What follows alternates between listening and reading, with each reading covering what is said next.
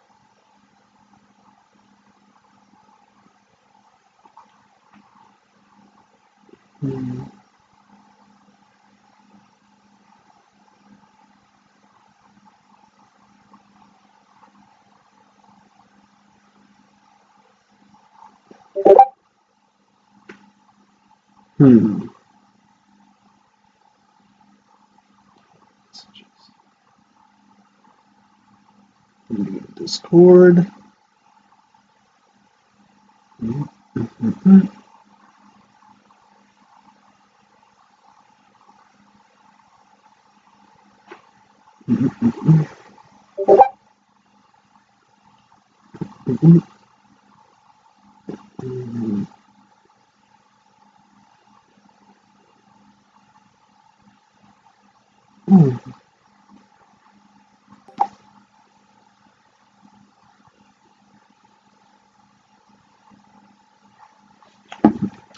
I'm just going to put like 2 things away and I will be right back.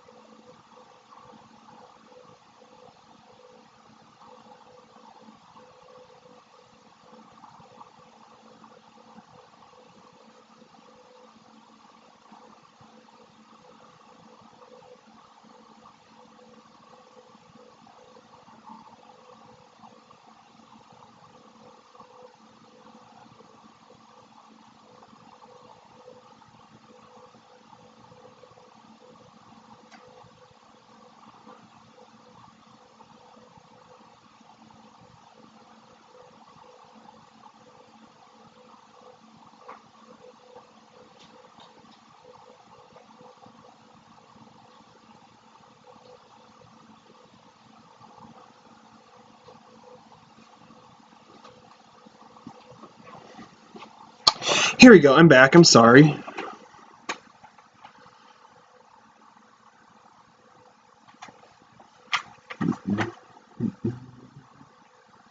Let's see. Hey, how's it going, guys? Welcome to Cryptocast, your source for all things crypto-related, unknown, and paranormal. I'm your host, Parker, and welcome back to another Cryptocast live stream. Today, I'm going to be joined by a guest, Ellie. If you remember her from one of my previous videos, we did, Haunted Roads together, and she's going to be back to talk to me about winter cryptids. So it's going to be good. I'm looking forward to it. I'm really looking forward to it. So, I don't know if she's watching right now, but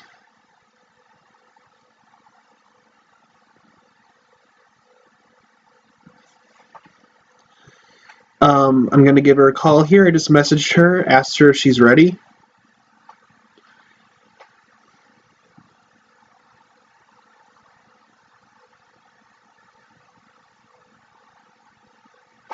All right, looks like she's ready. Let's give her a call. I almost pulled up my phone because I'm just so used to making calls from my phone.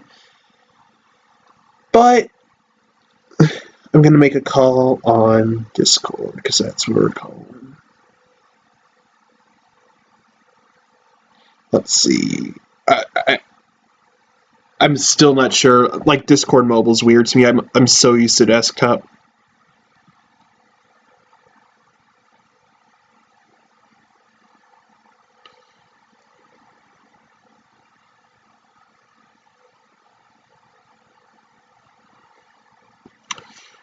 There we go. Start call.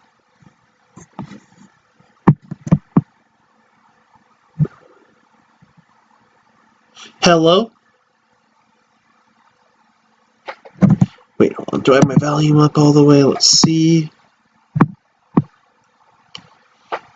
You there? Oh my god. Hold on. Let me try. Maybe if I exit out of this Discord on my thing.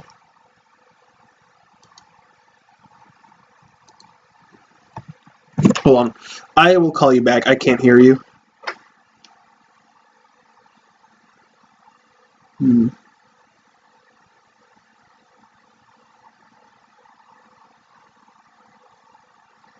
Damn, still nothing.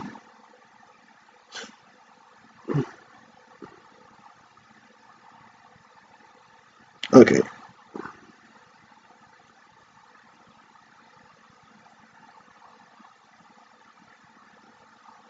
Hello?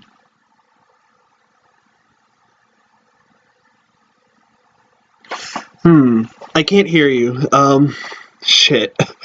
Voice settings, let's see. Voice activity, push to talk, enable mobile voice overlay.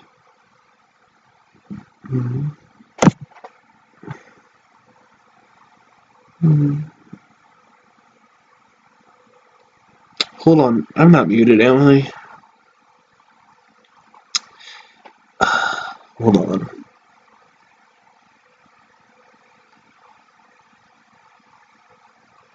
This may be a minute, guys, but it's just...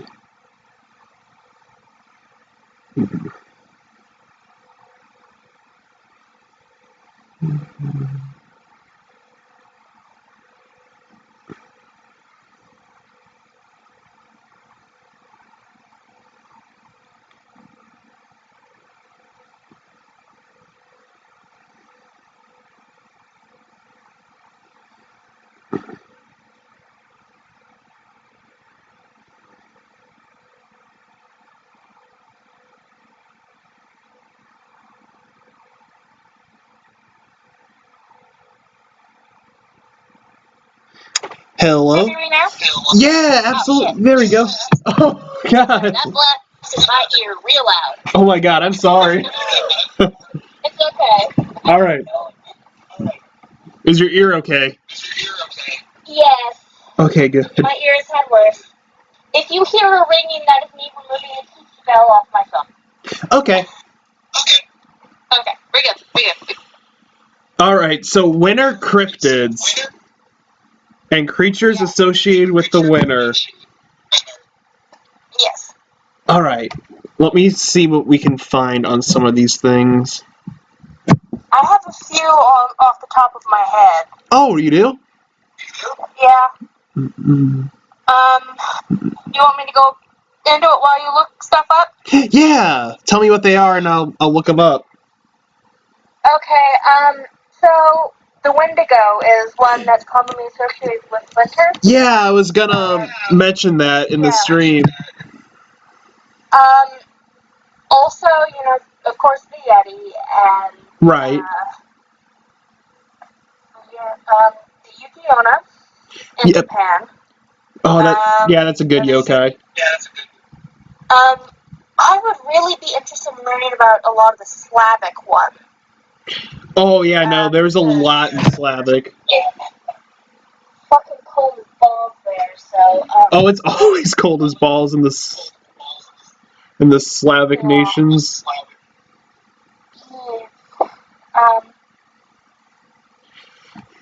So, also, there's ones associated with certain holidays. oh yeah, like the Yule lads and everything. Yeah, and Yule Cat. And, Oh, that one's great. One of my favorites, but of course I am biased since it's a cat. It's a kitty. Yeah. Also, I imagine the Baba Yaga would be associated with it. I can see that.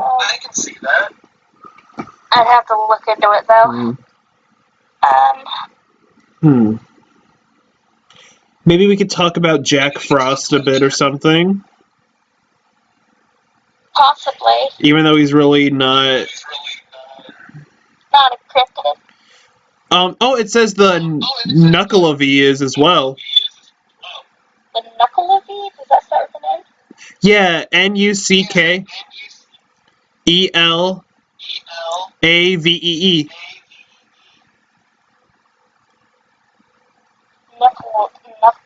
I do not know how to pronounce this, so I'm sorry to anyone who knows how to pronounce this and is probably yelling at me. Knuckleavee. He's like some. A horse. Yeah. Like a horse demon. It's like if the colossal titan from Attack on Titan and a horse had a love child. Oh, wait. One sec. There's this cryptid that's often associated with the ocean, but I think it comes during the wintertime. It's in Scottish mythology. There's a have you seen Ruby from Rooster Teeth? Yep, that's the Knuckleavee. Are you sure? Because I'm pretty sure that thing's Scottish, but okay. Oh wait, what did you say the one was? The weird horse creature guy from Ruby. Yeah, that's the Knuckleavee. Oh, okay. Yeah, I imagine. If I recall correctly, they also have this in Scottish mythology. I might be wrong. It gets a little twisted up in my head. There's one. There's like a Scottish Bigfoot that lives up on the mountain. Bigfoot. Yeah. He's like a hairy mountain person, and I can't spell right now. A hairy mountain man. Yeah. Are you sure that's not my uncle? Knowing the Scots as they are, being partially Scottish myself, it's a toss-up. Well, actually, none of my family's Scottish, so it wouldn't be my uncle.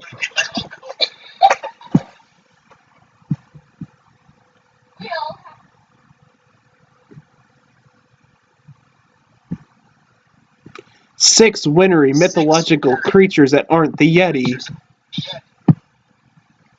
Kirkin.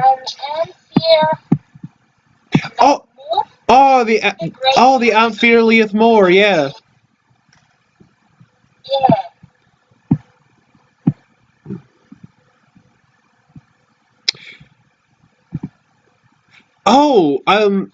There's this one called called Ijirik, and I for a minute I misread it horribly. I thought it said Iraq, and I'm like, isn't I? And I'm like, Iraq's a desert. I don't know, but I'll go with it.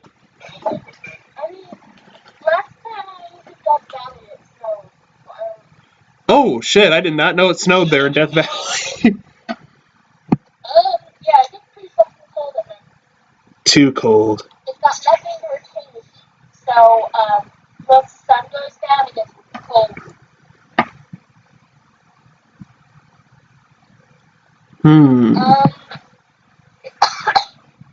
We could also, let me see.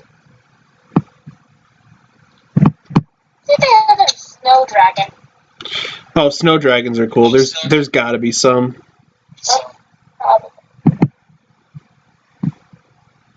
Dragon. There's a dragon deity of, although calling a deity cryptid. Right.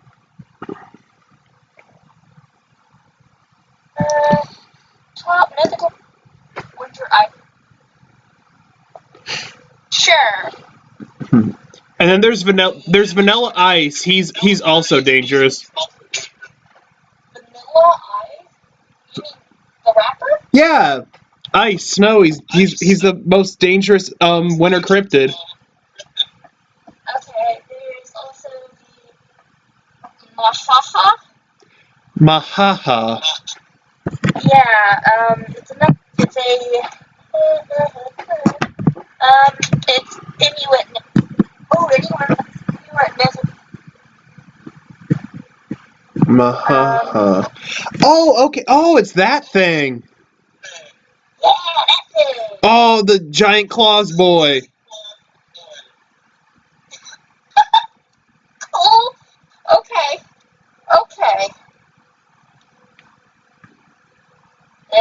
Give me Yukiona. Oh, there's the Barbagazi. Sure.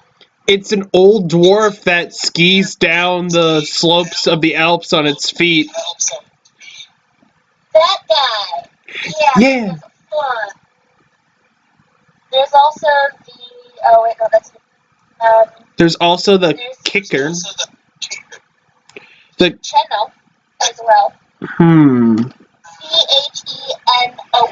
Chenoo. Chenoo.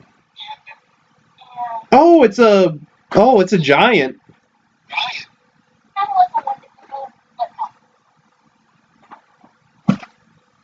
It's a vegan Wendigo. What? It's a vegan Wendigo. Really? I don't know.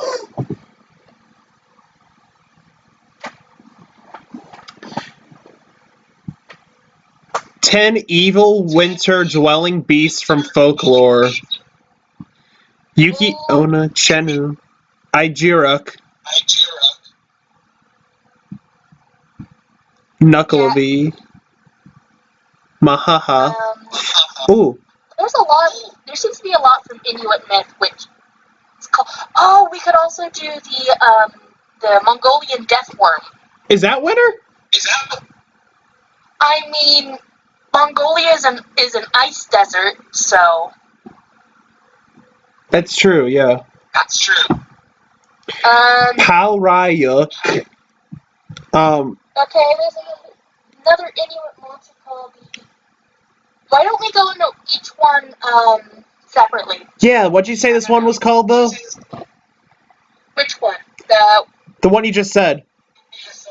The Ikutayuk or the Cheno?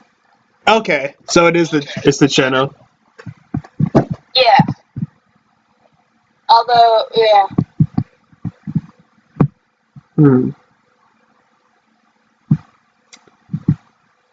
All right, let's see.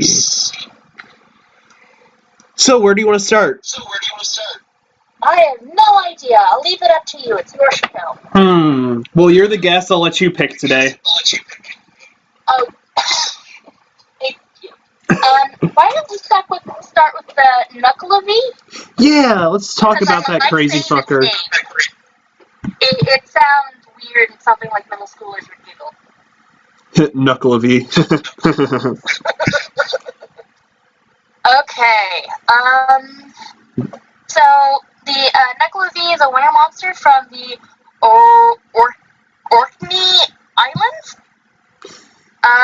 Yeah, I have no idea where that is. and I am being asked by Wikipedia to donate. Yeah. If I had more money currently, which I wasn't spending on things that I don't need. Yeah.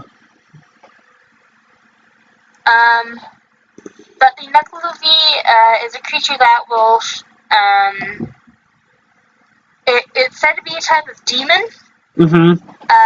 It is trapped in the sea for most of the year by the Mither o' the Sea, a powerful female sea spirit. And during the winter, the Knuckle of the emerges from the watery depths. It has the appearance of a horse with the upper body of a man while still having a horse head, oddly enough. It's like a weird fucked up centaur. And it's essentially just skinned, but like it has all its muscle and everything. Yep. And it's got these really weird gangly arms, like that one time my cousin had a growth bird that was uneaten. Oh my god.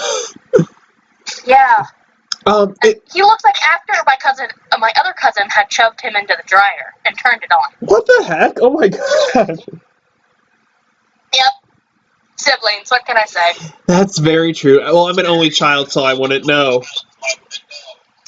But it says that the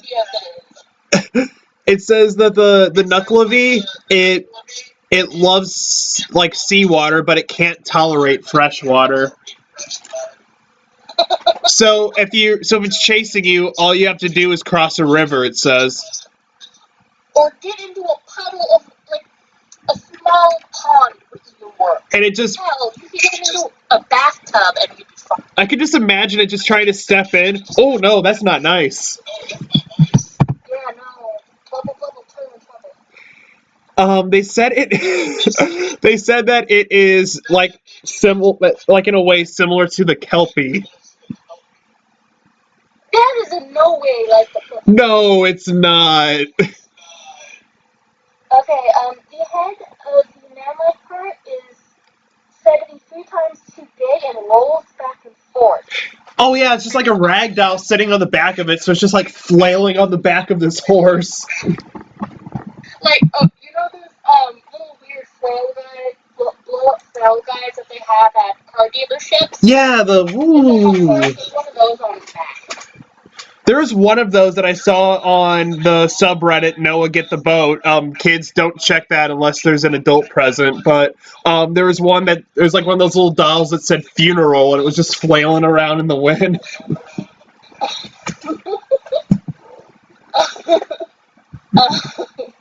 Yeah.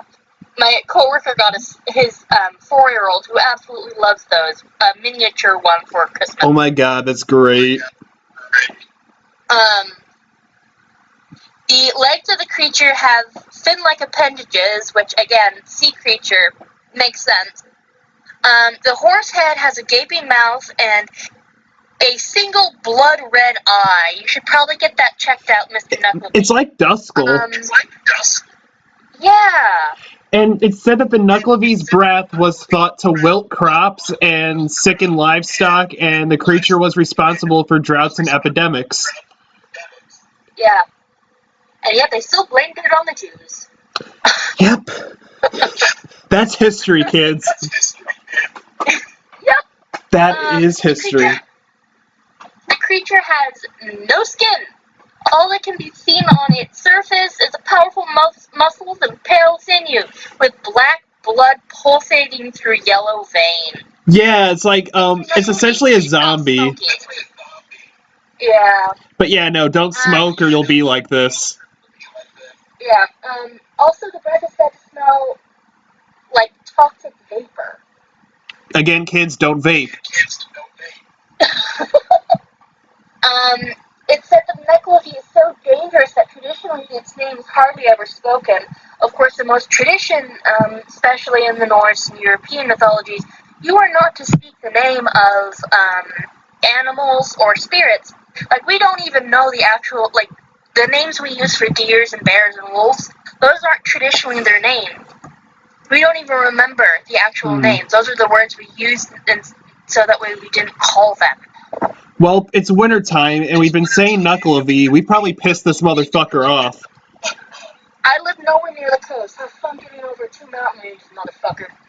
Oh, we just ruined... We're sorry for everyone who's in Scotland. We just ruined Scotland for you guys. I'm sorry. Haha, get fucked, Brexit. It is so dangerous traditionally the name was hardly ever spoken, whispered only in hushed tones, like that one slutty cousin you have. These tones were quickly followed up by a prayer. If you see the creature, it will pursue you, much like most will if you actually let them know you can see it. The only way to escape it is to cross a running body of fresh water. Because, again, it hates... It's a salty bitch and can't tolerate the freshness. Yeah. Although if you're in a river delta, you might be a little fucked. Yeah. That trick, however, will not work on crocodiles. They do not give a fuck what type of water it is. No. Sorry, Australia. But yeah, no, the Knuckle-V can't tolerate fresh water because it's a salty bitch, and it can't tolerate the freshness of Dasani. Much like me, it is a salty bitch. Also, one source of popular media of the Knuckle-V is in Ruby. They have, oh goodness, a grin, like a Knuckle-V, which destroyed, I believe, one of the characters' hometowns. Oh, what a wholesome man. Yeah. Yeah. This is a very wholesome I must admit, the Ruby Knuckle-V grim that they have is a lot more pleasant to look at than the actual Knuckle.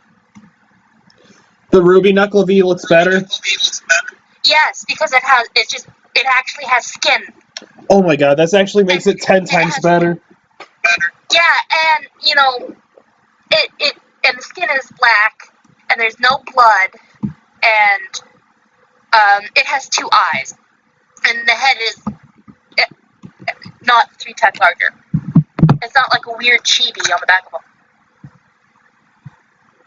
Alright. A weird chibi. It just has a Funko Pop figure on the back of it. Imagine Funko Pop figures, Cryptids edition. But it's the Knuckle-V. Yeah. The horse is just this really detailed horse, but the Knuckle-V, the human half, is just this, like a legit Funko Pop. Or it's a My Little Pony with a Funko Top torso glued onto it. Hey, my toy modders out there, get on this. That would be a close contender with a Furby.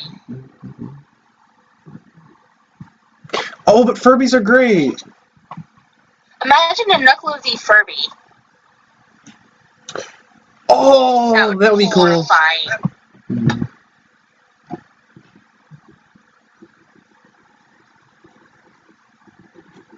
Yeah. Alright. Do you have any information on the Knuckle-V? I read my bit. Do I have any information on the Knuckle-V? Do you have any nuggets of Knuckle-V information, my friend? I have Knucklets. The best kind. So, let's see. Let's see. I don't care about, well, actually, yeah, it was thought to wilt crops.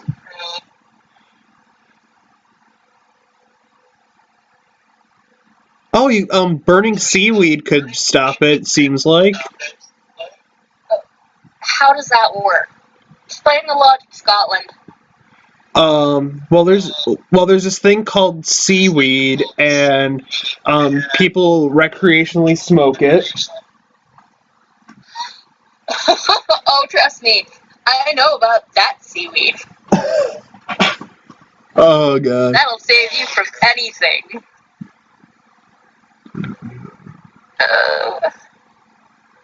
Alright. Oh, Do you want to move on to Oh. what? Let me see. The pungent during like soap and glass manufacturing, it emitted like smoke, like pungent smoke was emitted from that, which if you make soap and glass, the smell from it was thought to piss off the knucklevi and would just come and destroy everything.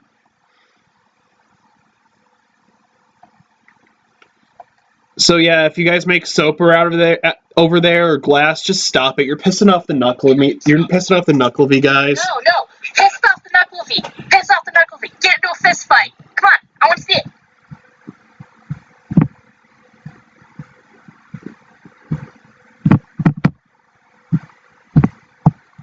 Ooh. Just imagine like this horse is just like tackling you, like pounding you with its feet, and then the little like Funko Pop thing on the back is just flailing around, like not able to control itself. And then John Mulaney's voice is, "If you blow glass, I will stomp you with my hooves." Oh, yeah. No, it's just, what if it was just essentially Steve Buscemi? No, the horse is Steve Buscemi, the human on top is John Mulaney, and they argue. That's a kinky shit, but I like it.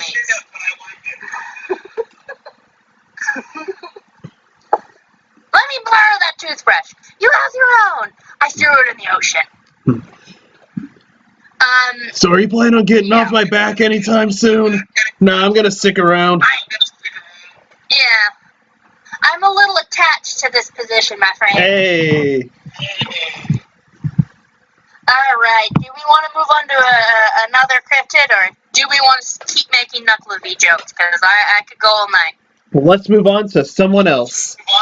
Alright, you pick this time.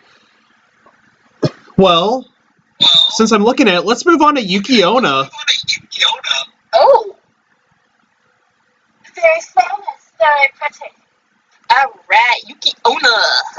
She's a For those of you that don't... She's a cold-hearted woman. Cold bitch, you mean? I can say that. For those of you that don't know, and are not weebs like the rest of us and have better impulse control for such acts, this creature comes from Japan. Yep. Yeah.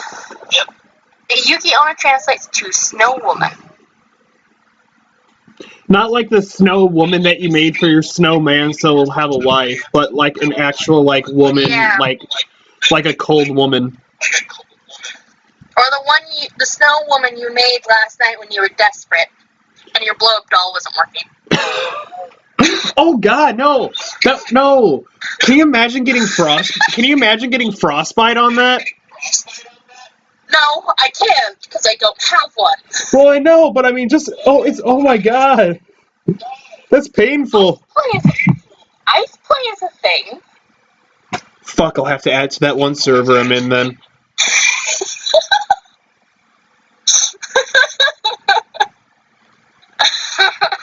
Well, that's a new thing for you to Google. You're welcome. Yuki Onna originates from folklores of olden times in the Muromachi period. Yes. The Yuki Onna is said to be the spirit of a beautiful woman who perished in the snow.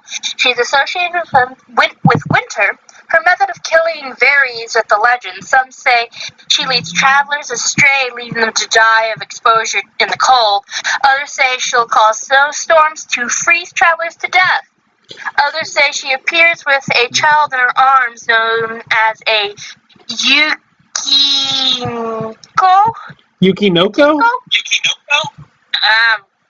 It has the word kink in it, and that's all I can say.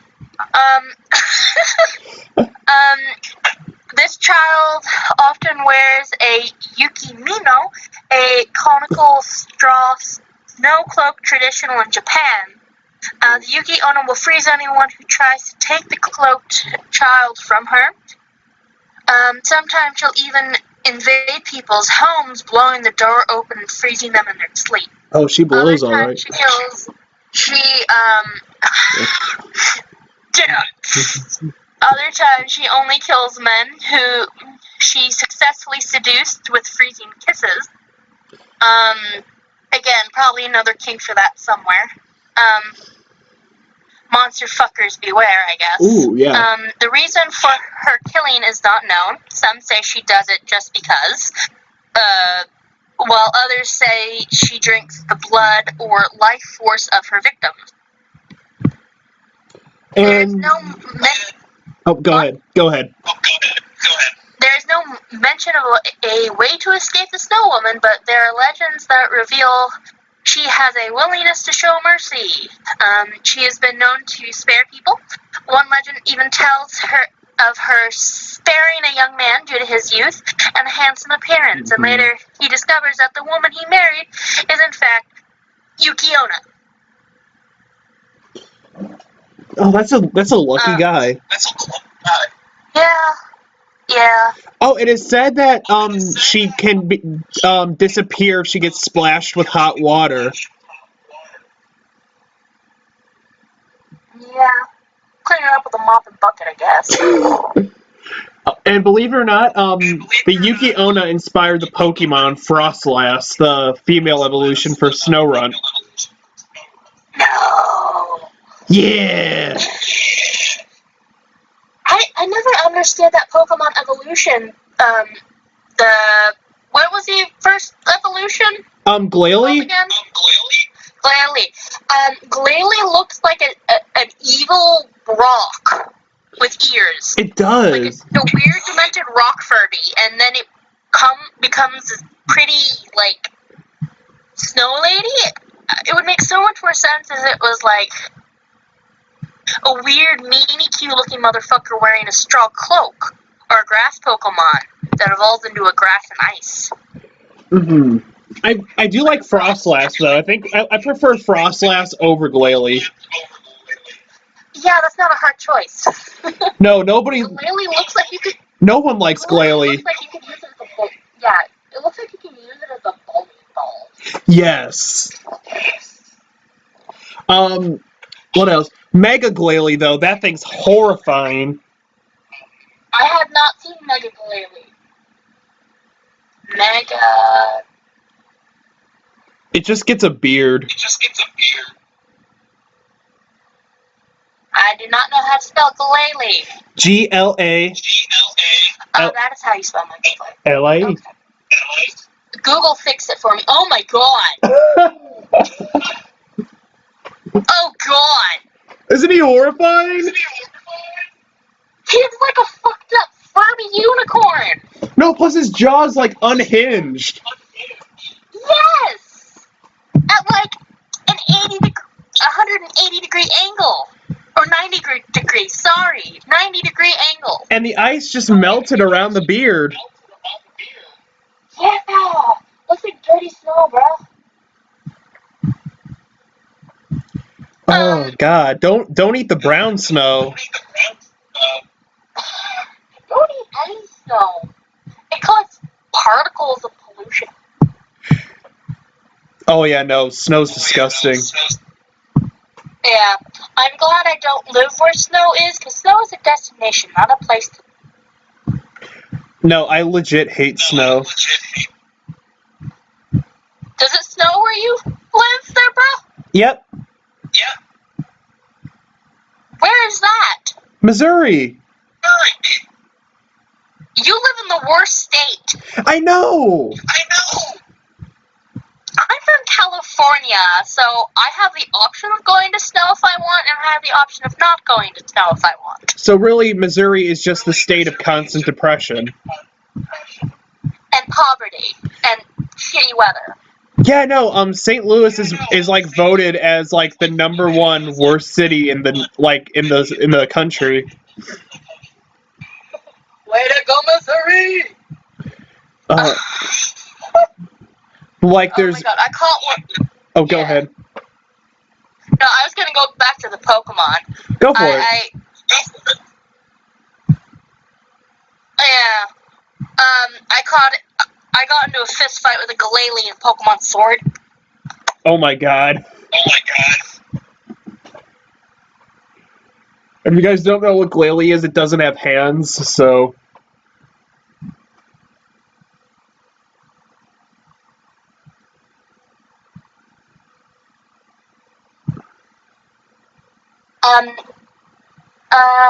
Yeah, it's just weird. I have to find the Benadryl from. You gotta find the Benadryl? Yes, she doesn't know where it is, and I don't actually know where it is. She's got a cold. Sorry, go on. But yeah, no, frost lasts over glalie. Hell yeah.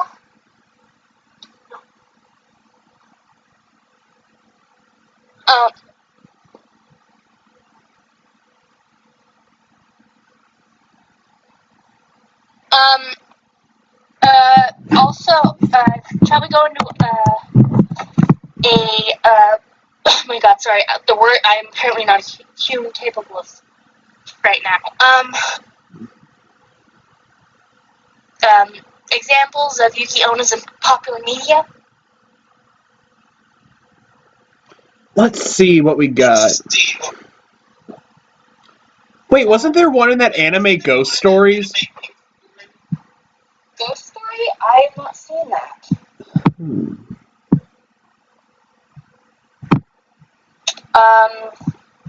I know there's one in Bed and Breakfast for the Spirits, which is an anime I highly recommend. Bed and Breakfast for the Spirits. It sounds like Spirited Away. It kind of is, but, yeah. One second. There's also one in,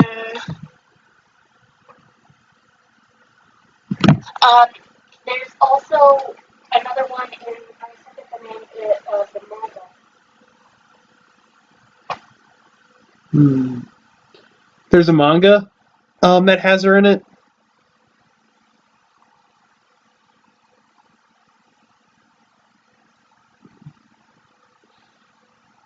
Hello? Hello. Okay. Sorry, you were on mute real quick. Oh, okay. It's called, like, I have to Google it. But it's a popular anime by, I forget the name, but I know the plot. Let me Google it for you real quick. Okay. Can you still hear me? Okay. Yeah. I didn't know if exiting or switching out to another tab. Not Mahogany. Go. I have to look on Crunchyroll. On Crunchyroll? Yeah. Don't tell me anything. It's a really short anime. It's like where this guy is human most of the time, but every once in a while he becomes a demon. He's from like a family of demons. Yeah, it's not important. So, Black Butler. I have not seen all of Black Butler. I have not either. Do you have a Yuki on it in there? No, I mean, I was just saying it sounded like Black Butler, what you were describing. No.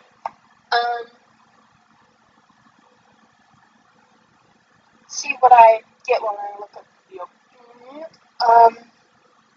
I believe there's also, Kami-sama Kiss has a Yuki Onna in it briefly. Kami-sama Kiss.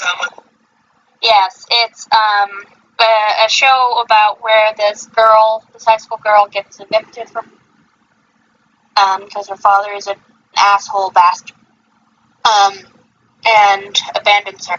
And she meets this guy in the park and she saves him a dog and he gives her his godhood and she becomes the land god of that area and one of the characters and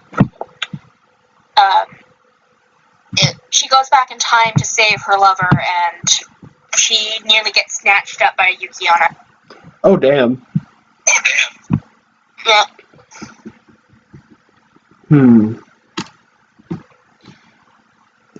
I don't remember the name of this fucking anime. Fucking and that's Oh, there's also a Yu-Gi-Oh card called Ghost Trick Yuki-Onna.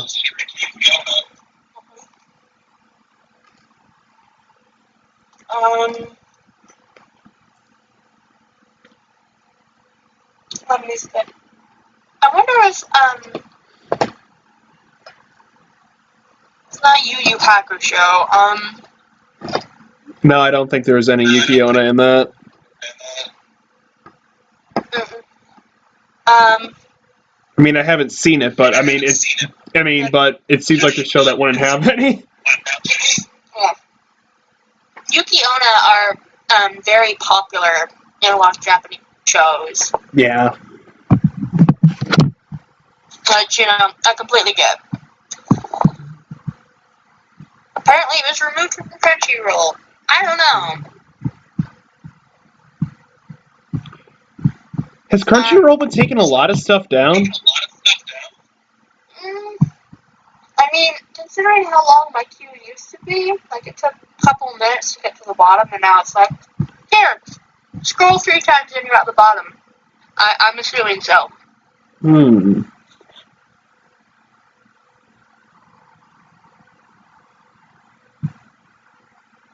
But yeah.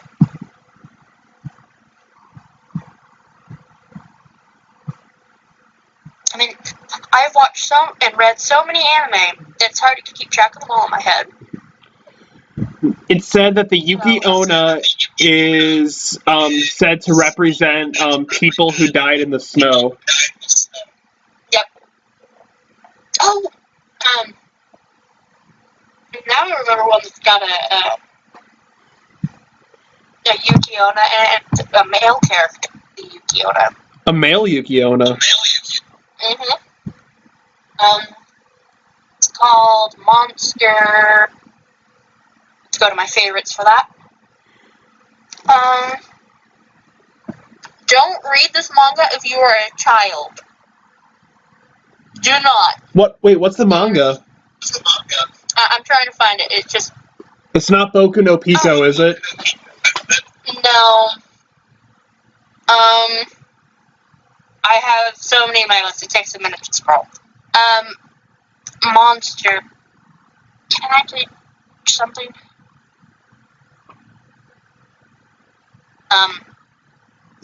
Like Monster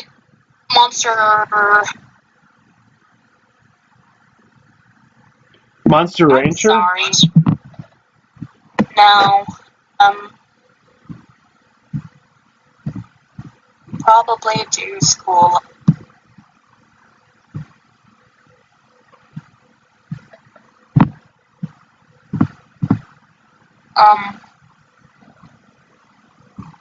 Fuck. Do you remember when anime was like, oh, it's school? And like they had distinct like genres. Yeah. Yeah. And now it's like, oh, you get nothing. You get nothing. You lose. Good day, sir. Pretty much.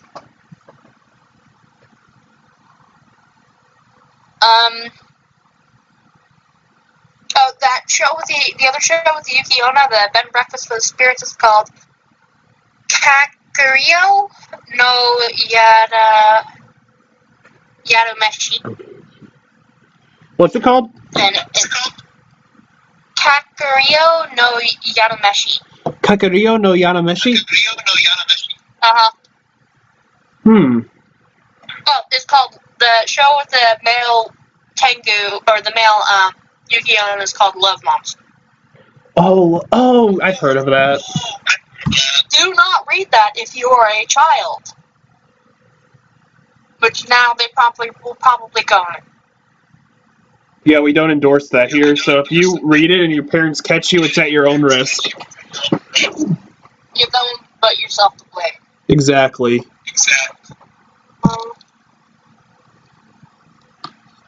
There was another one that I vaguely scrolled by and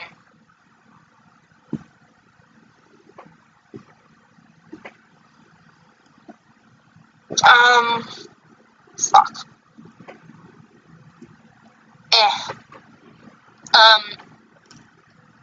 There, I would say the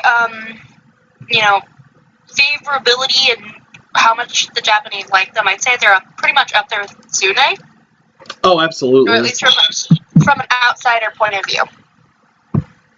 Seems like y'all like them.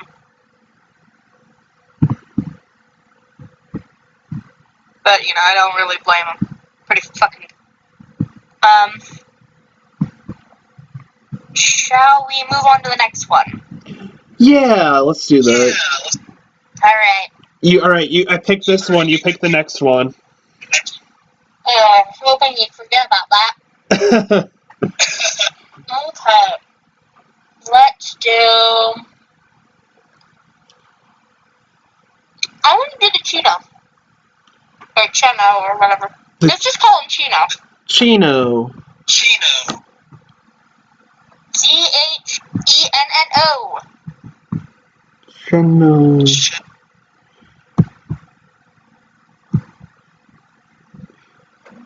I'm getting like Indian songs.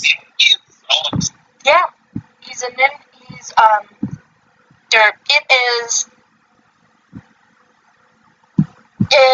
let's see, it's from the Wabanaki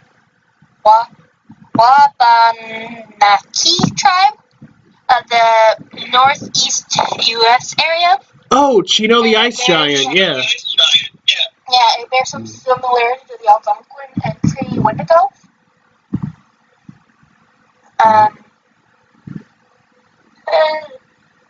It was once a human being who committed cannibalism or refused to feed the starving. This caused the human heart to freeze and turn to pure ice. Taking the shape of a small human figure. Once this happens, the person changes into a Chino. Chinos are giant compared to humans, and describe being both man and beast. In appearance, it is like a haggard, naked old man with wolfish eyes, and may have some chunks of flesh missing where it has eaten its own flesh, like a chicken. Chickens do that. It will often cover its flesh in pine resin and rolling leaves and fallen branches to make camouflage for itself in the forest.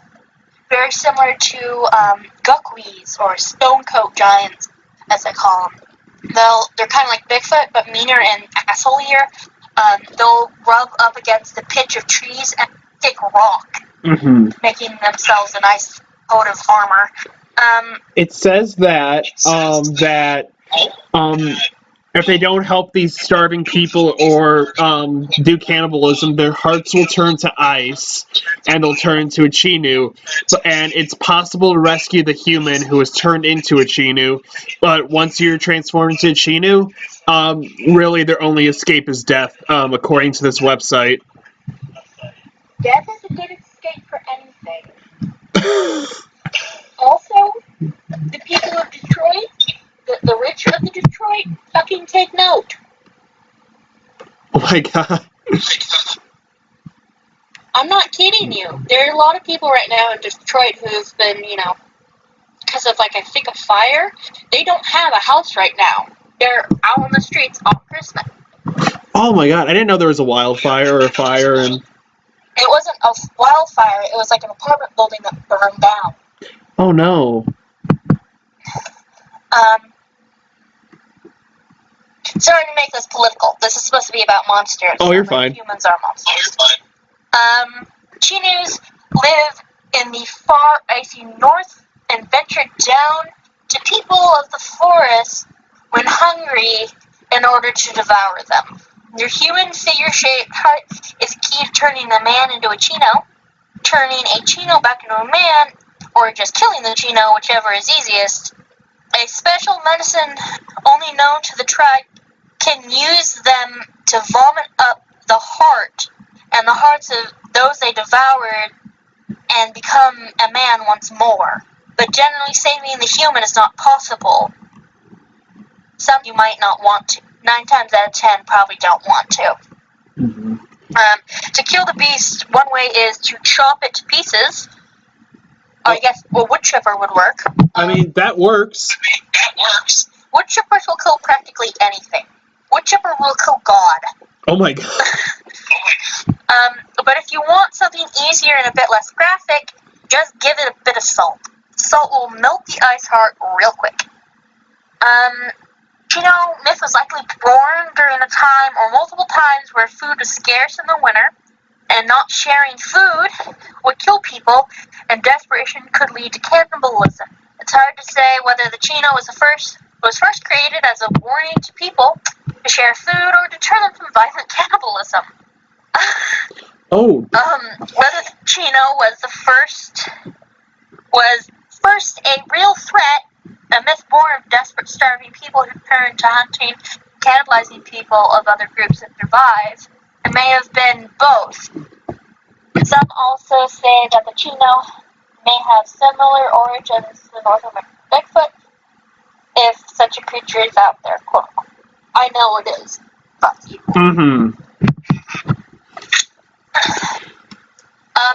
This thing sounds really similar to the Wendigo. It does. It does. So actually, let's make this a good segue and talk about the Wendigo then. Sure. The Wendigo is a spirit from the. I actually researched this. Give me a moment to find my research. Okay. It was for an Inktober project that I did. Ooh. Okay. So, in Algonquin folklore, cannibalism. It is cannibal monster and evil spirit. The Algonquin tribe is native to the northern forest along the Atlantic coast, Great Lakes area of the U.S., and Canada, commonly known as Manitoba. Characteristics of the Wendigo vary, although it's typically described as humanoid. A spirit who has possessed a human being makes them become monstrous. Typically, the Wendigo is frozen in state and is said to always be hungry because it has historically had strong associations with winter, cannibalism, murder, insatiable greed, famine, starvation, and cultural taboos against greed. Hence why it's very similar to the Chino of, I'm hoarding all of this food and these resources and I'm not going to share them. And the starvation. There are many tribes with the belief of the Wendigo, such as the Ojibwa, the Ojibwa? Ojibwa? Wait, what? Yeah, Ojibwa? That how it's pronounced? Oh, the tribe? Yeah. Ojibwe. Ojibwe. I'm not sure how to pronounce this tribe. It's spelled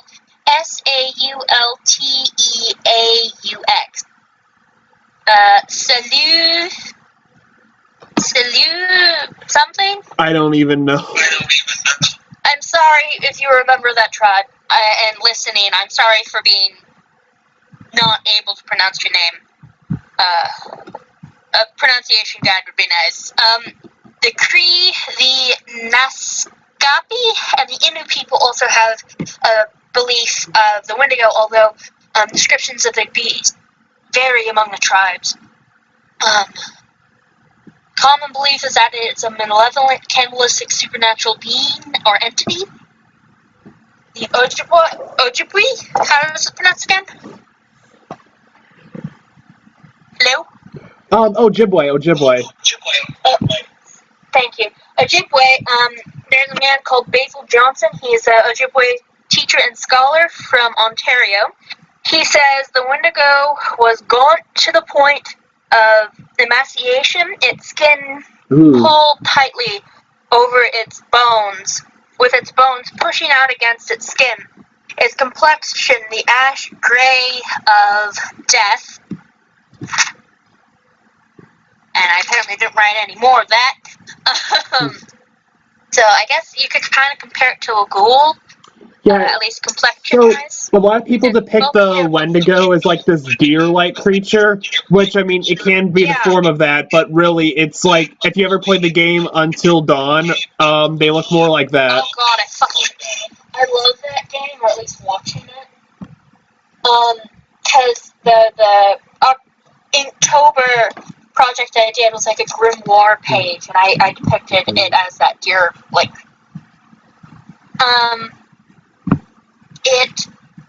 let's see,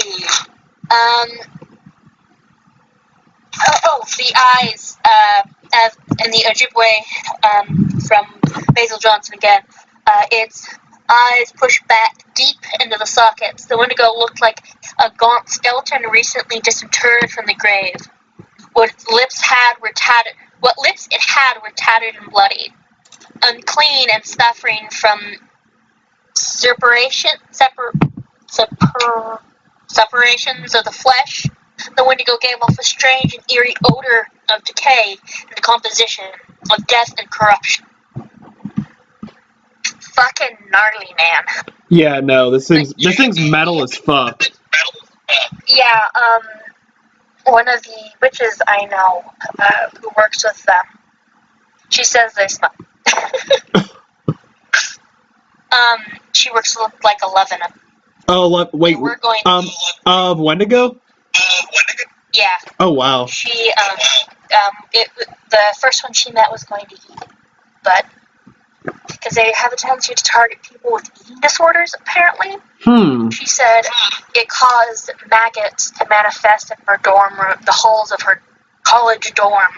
Oh, no. Without any meat or food present. They will stalk their prey for 2 days or striking. I didn't know that they had, like, the power to do that stuff. I imagine it depends on whether or not you're talking about the spirit that that doesn't have a person to possess that you're talking about, or I was thinking, like, the actual creature. Yeah, she works at... Oh, okay. Yeah, they typically don't get... There are ones that are made, and then ones that are born. I gotcha. And she works with the ones that are born, made, are just untamed, devour it, and the ones that are born at least control and self-control. Regarding their... the one that was going to eat it was about to strike and then decided, hey, I like you. I'm going to stay around. So it stayed around. She's now working with like 11. But apparently the spirits she works with that claim they're Wendigos, they very rarely get together as groups. Really? If any breeding happens at all, usually one ends up dead. Because, I mean, like, you usually hear, like, from stories and stuff, like, Wendigos, like, hunting in packs and stuff. I imagine the turned one. Right. The how do you pronounce it again? Ojibwe. Ojibwe. I am so sorry, everyone. The Ojibwe human Wendigo happens possibly when they become empowered by grief. Myth served as a method of encouraging cooperation and moderation. Sometimes seen as being... I'm sorry, I'm having a hard time reading my own handwriting. Many times the size of normal human. Other tribes that have the same belief are the Ojibwe, the Eastern Cree, the Western Swampy Cree, the Naskapi, and the Innu. They get bigger with every person they eat in proportion to the size of the meal. Really? They never feel full. I didn't know they got bigger. That's what my research said. Oh, wow. And I got it from multiple sources. Wait, like, do they get taller or do they get, like, fat? Taller, probably. They're usually described as being rather gaunt. Okay. For the source gods and monsters, you can become a Wendigo through cannibalism, even out of necessity or survival. You get overcome by spirits like, what's the video game you mentioned? Until Dawn? Yeah, Until Dawn. Yeah, like that. The ancient origin, the plural of Wendigo is, Wendigo. It's spelled Wendigoag. Similar to the Iroquois stonecoats, the word Wendigo translates roughly to the evil spirit that devours man. Some measure up to 14.8 feet, or for those of you who are in Canada, I think that's at 4.5 meters in height.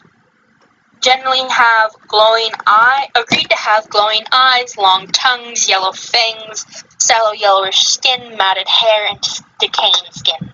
Mm-hmm. And that's Kelpie. Okay.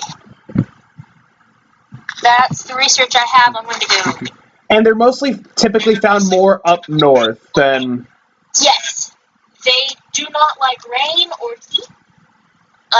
They get melty if you do that. Oh, so literally just like Frosty the Snowman, he just fucking melts. Yeah. Only less culty and more like they'll just devour them. Right.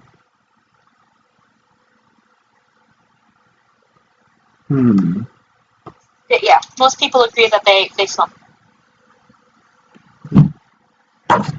What are they said to smell like? Like decay or? Death. Death, okay.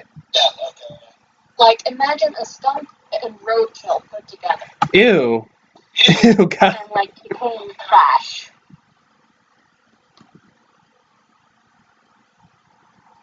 Yeah. Word to the wise. Don't fuck with them. Yeah, no, don't. If you think you have a Wendigo on your tail, get a plane ticket to fucking Malibu. Because it's warm. Just fucking leave. You have no other choice. Either leave or die.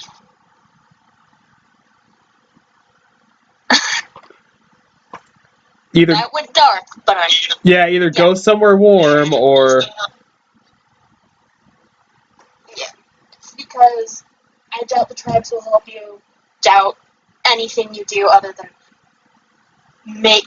If it's a turned one, you probably have to defeat it. All you need to do is light that bitch up. But if it's a born, you are fucked.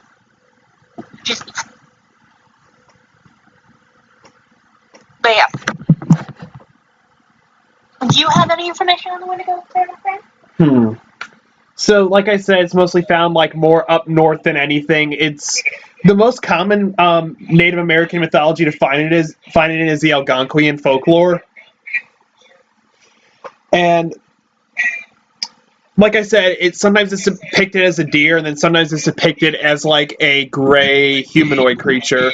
But the one that looks more like a deer is more like the nature spirit version, and this other one was the like the humanoid version of it. So really, it just kind of differs from tribe to tribe.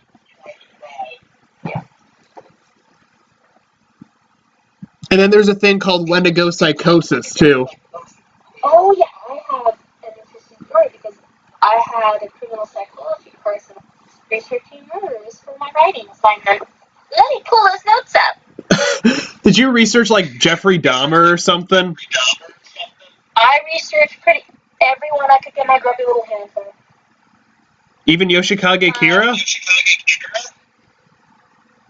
Is that the guy who created the cult? No, that was Shoko Asahara. Okay, so then I didn't... No, Yoshikage Kira is the one guy from JoJo's Bizarre Adventures. I'm sorry, what?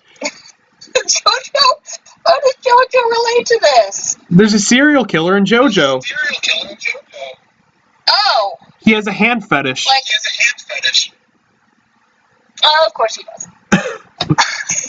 Okay, so there are 70 cases of Wendigo psychosis recorded.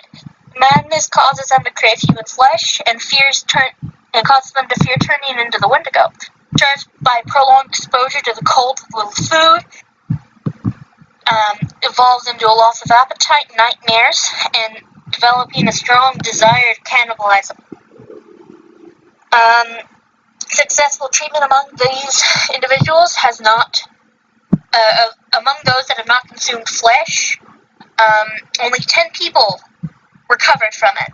Most were killed. Most famously was Kai Kisi Kuchin, also known as, I believe, Swiftwind. He was alive his period of activity during the Wendigosis was from 1978 to 1979. He murdered and cannibalized his mother, brother, wife, and his 5 children. Oh my god. He was during the middle of the winter after being exposed to the cold. He confessed that he was possessed by the spirit of the Wendigo and was promptly hung.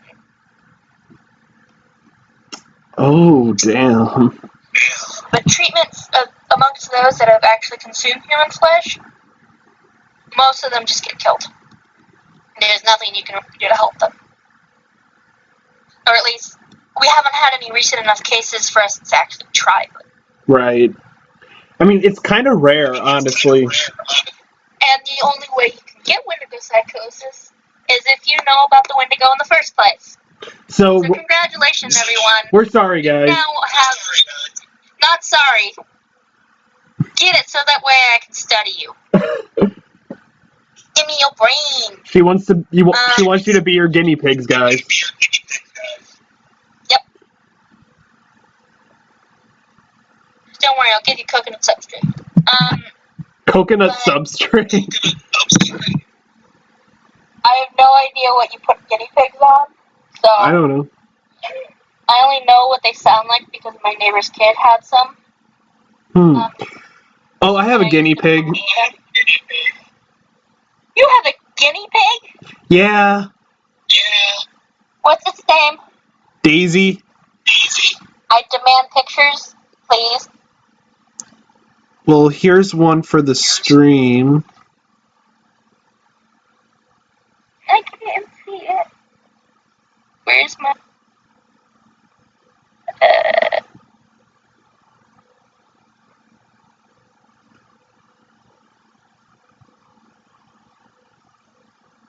Fear. But yeah, there is a bunch of lore surrounding absolute. Marvel, in fact, used the Wendigo in X-Men. Did they really? Yes.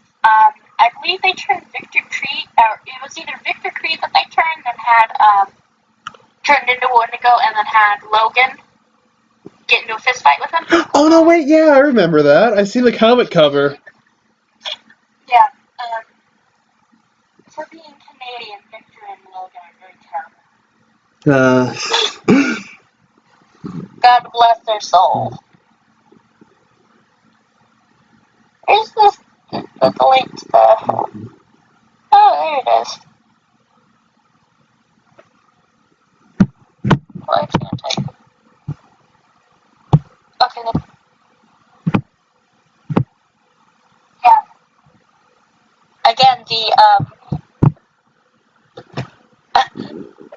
Again, the stream is behind us, my friend. It is. Yeah. I finally just pulled it up because I like watching. Oh, yay. Is anyone even in chat?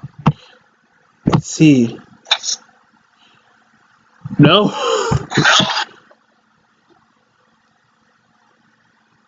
Oh, there's Lily Senpai. She's tipsy. I'm about to be soon, too. But yeah.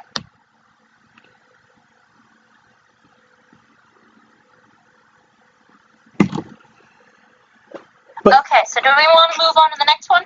yeah, let's do that. Alright, you pick this time. I picked Wendigo. No. Fine.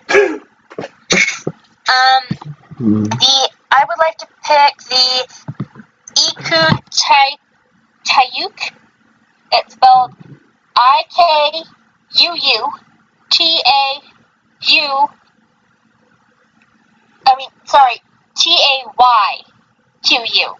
Or you.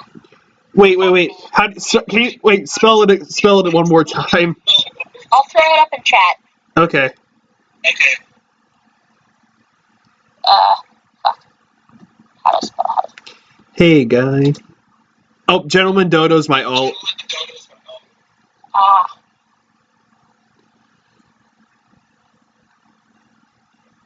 Let me double check if I spelled that right before we send it over. I did, motherfucker. Alright, there you go. Ikutayuk.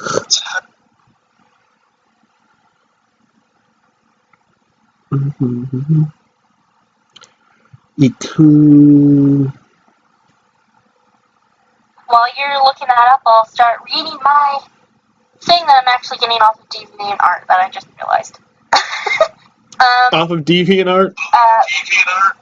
Yeah, it's on the article I'm reading is on DeviantArt and I didn't realize it. Oh, I found it. Sorry. Yeah, It's moving from cannibalism to torture. This is an Inuit monster that plays with its victims until they die. Mm-hmm. But its form of torture is so much more sinister and nightmare-inducing than tickling its victims to death. Its name gives you a clue as to what it does. The one who drills. The one who drills. It's a dentist.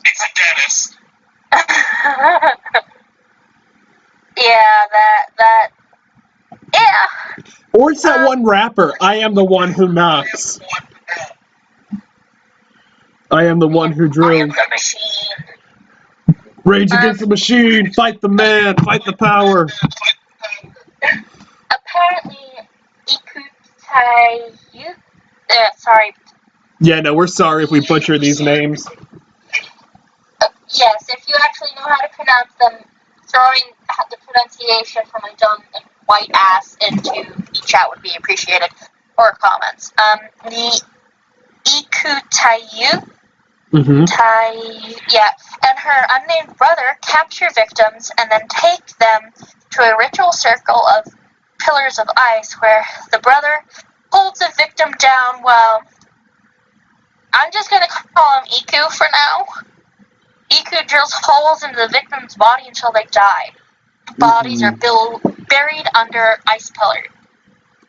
This creature, despite being something out of a horror movie, is no threat now.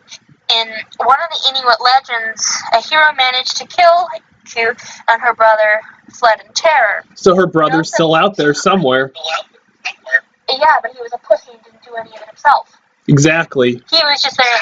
Yeah. He was just an accessory. Yeah. No such creature haunts the Arctic Circle anymore.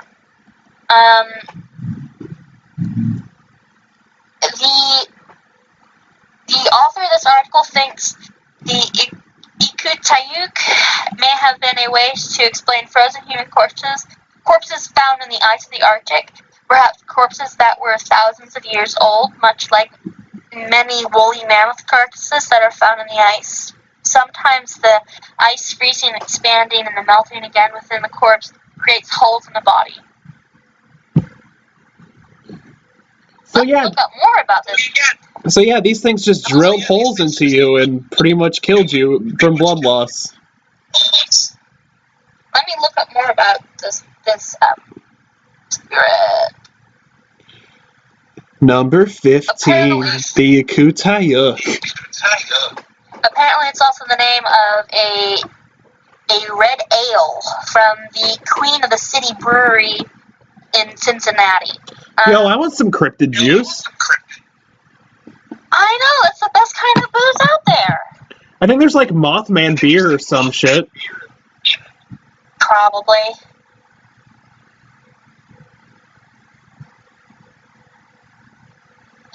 Alright, let's just go to Wiki. See what I can get.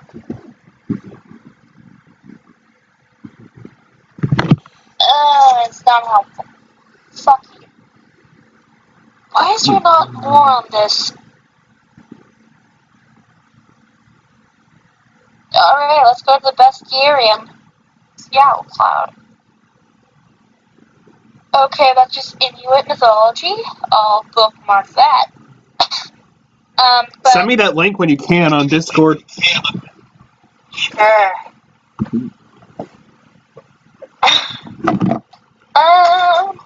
The world next door. Let's. The one who lurked.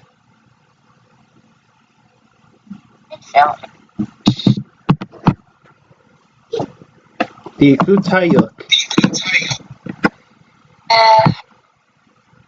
But can you imagine how scary that would be, being told, oh, if you're not good, the crazy lady who lives up in the ice with your brother will put holes.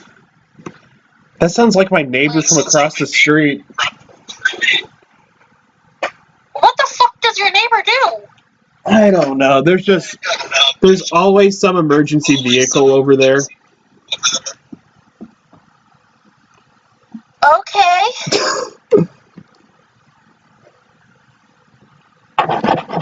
There's not much on this, There really isn't.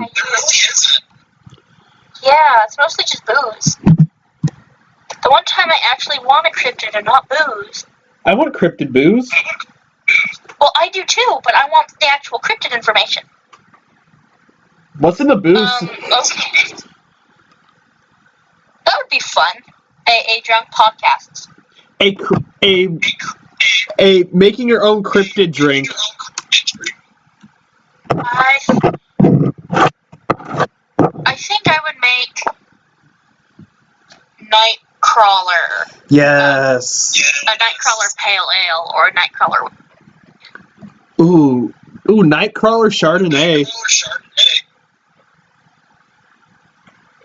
Okay. Although probably it'll be peach brandy. That works too. But you gotta, but to give it the white, you gotta put whipped cream on top. Yeah.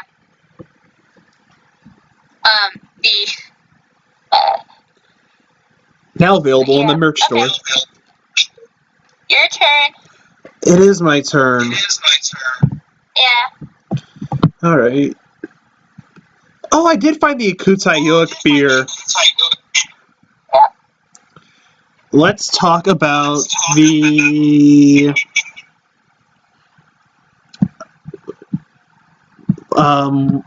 where was it? Mahaha. Mahaha. I like saying that one's name. I probably pronounced it wrong, but yeah. So this guy's a demon in Inuit mythology, and he terrorizes Canada. They deserve it. They're gaunt but muscular. They have unimaginable strength, and they have ice blue skin that appears to be stretched so tightly around their bodies that their bones are visibly protruding. The creature's head hangs low as its large sullen eyes peer at its victims from behind the stringy hair falling over its face. It sounds like me at 3 a.m.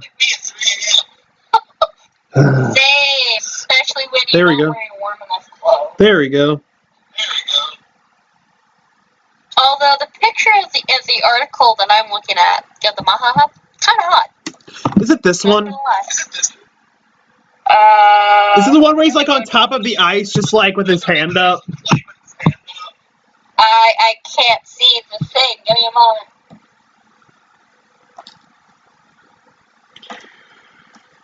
And the stream for me is still on the other Inuit monster that we. He's always smiling and giggling. It thoroughly enjoys the torture of its victims and becomes giddy upon having a new one. This monster has inhumanly long fingernails that resemble knives.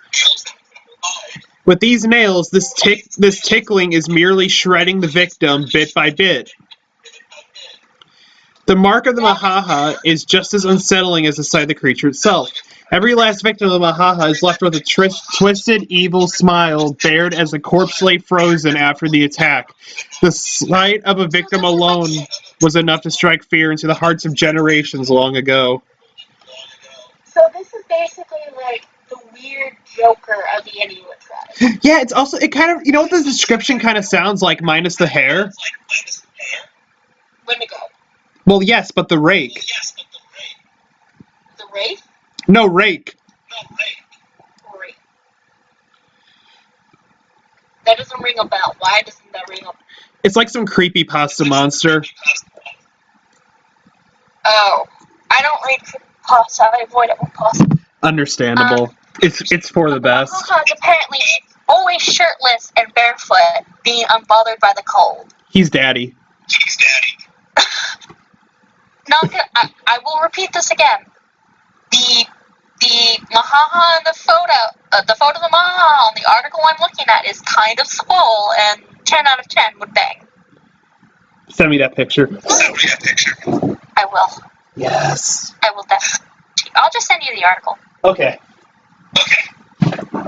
Because you're like, now I have to see this fucker. There you go. Ooh. All right, here we go. Here we go. 10 mythical creatures of ice and snow. The Knuckle of E. Oh! He is hot, isn't he?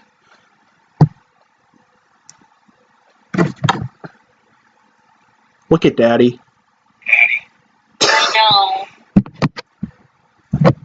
This is a creepy monster that likes to tickle its victims, but only it's shredding them. And we're like, Daddy! Daddy! Daddy! Daddy! Glad my door is shut. Father. That would actually hurt. Father, I require cuddles.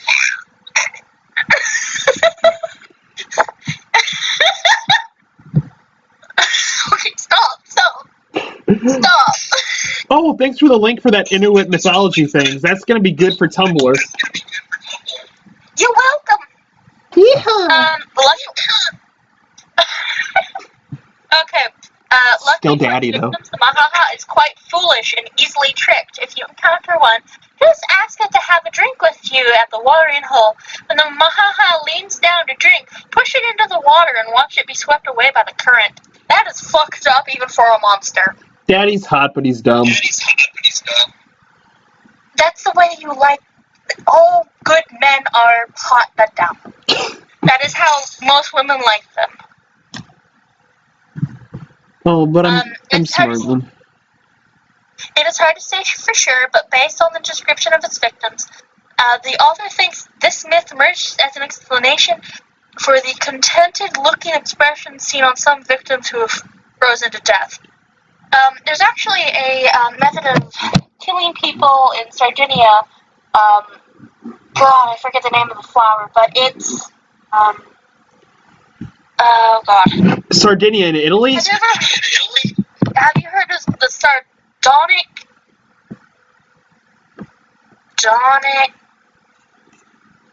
grin? Sounds familiar. It is. Oh, okay. It has the roots of it's how they used to execute the elderly or help the elderly shuffle off this moral coil and exhale. It's from a plant it's caused by a plant called hemlock water which causes them to have a smile on their face. It's actually commonly used. Huh. So that might be it then. I will. That flower, I believe, only grows in Europe, so I don't think it would be common for it to grow or it would grow well in cold climates such as. Unless there's like something similar. Could be.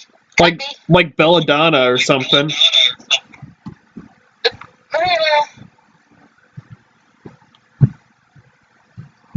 Yeah.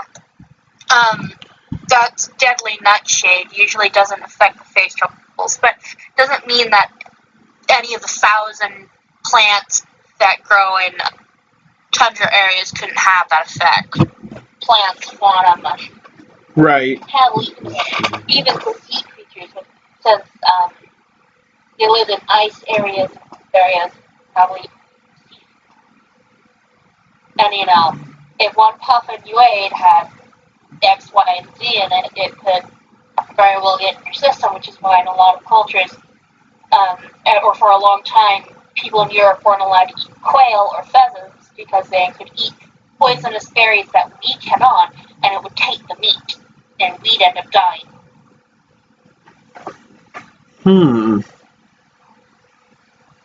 But, That's dark, I like it. Me too! Heck yeah. And Mahaha is now one of my favorites. Yep. Guess who's going on Tumblr tonight, guys? He'll probably go, ha-ha, while he does it. I will. Or I'll just say daddy over and over again.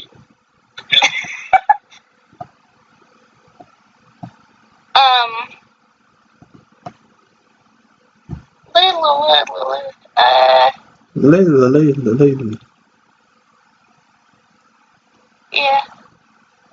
But now, segueing into blue skin, I'm going to do a quick honorable mention with blue skin. Babe the Ox. Babe the wow, from Paul Bunyan? Yes, an American folklore. Babe was found by Paul in a freezing cold winter storm, which is why he is turned blue. Even after being taken in by Paul, Babe continued to love the ice and snow.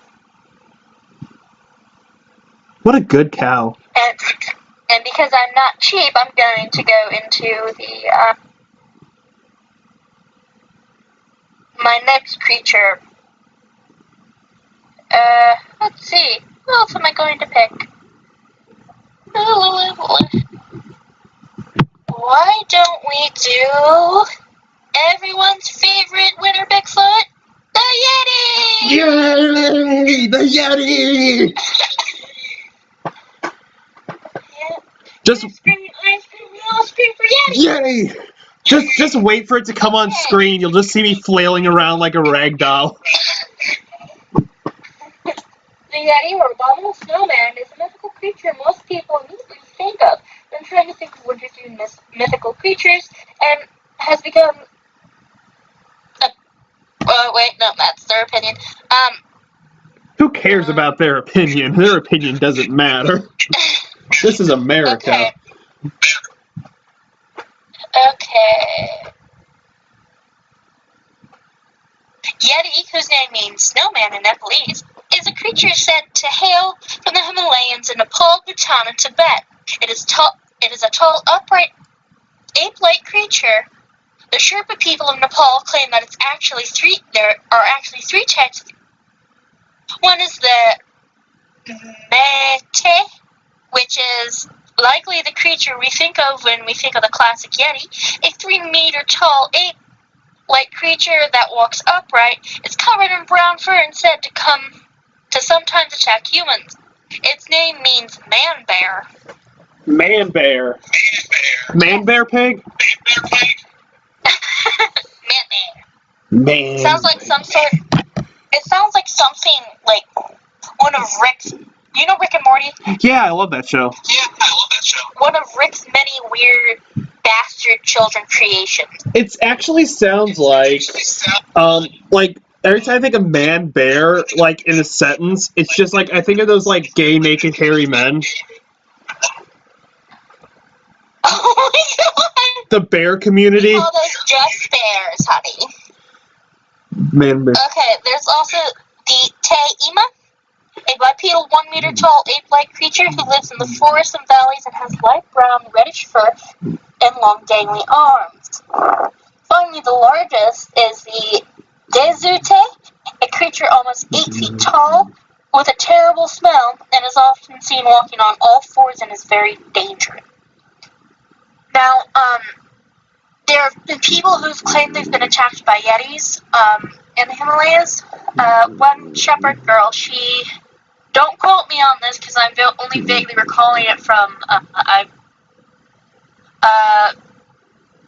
this one cryptid show whose main guy is named Josh something or other. Josh Gates from Destination Truth?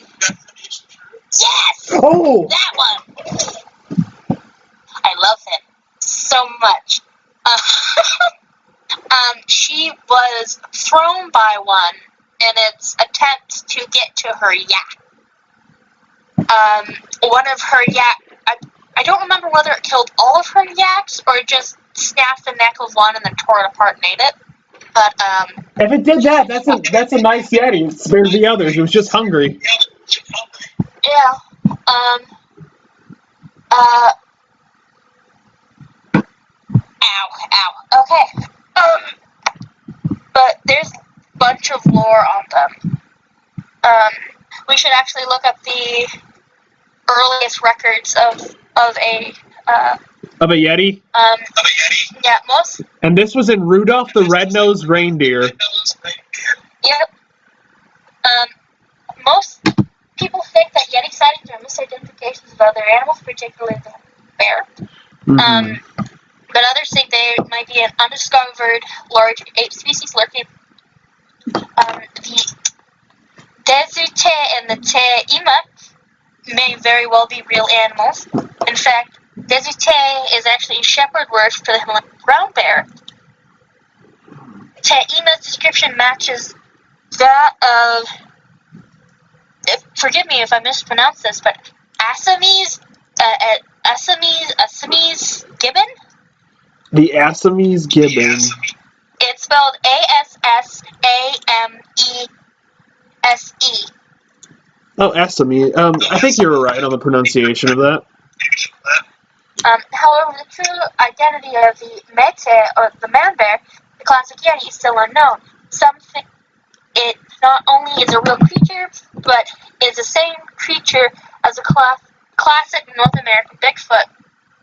Now, don't quote me on this because I am a giant idiot who forgets shit all the time. And I believe they tested a hair someone found claiming that it was the hair of a Yeti. And the closest genetic match to that bear, or to the hair, was I believe a short-snouted bear. Which went extinct.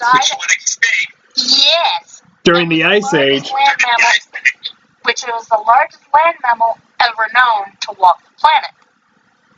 So if this thing's still alive, we are fucked. We're fucked. Although it can probably only survive in the harsh cold conditions of the Himalaya. Which... It makes sense. God. It makes sense. Yeah, I mean, that's a perfect place for them to exist, far away from me. There was this show I saw a while ago that was it was stupid. It was these guys were we were climbing Mount Everest and we looked up and we saw two ape-like creatures climbing the mountain, and then all of a sudden they turned invisible. Probably just transformed from the snow. He's oh, they just turned like they're trying to do cloaking or something. Or you saw a ghost Yeti, my friend. How fucked would that be? A ghost Yeti. Yeah, a ghost of a Yeti.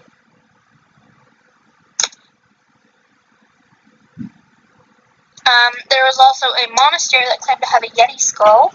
I do not... Okay, I want the actual bomb.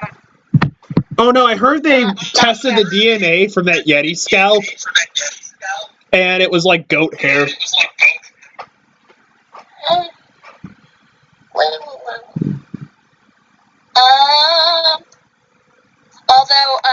So the dead is Te translates to cattle, which the full translation, cattle bear.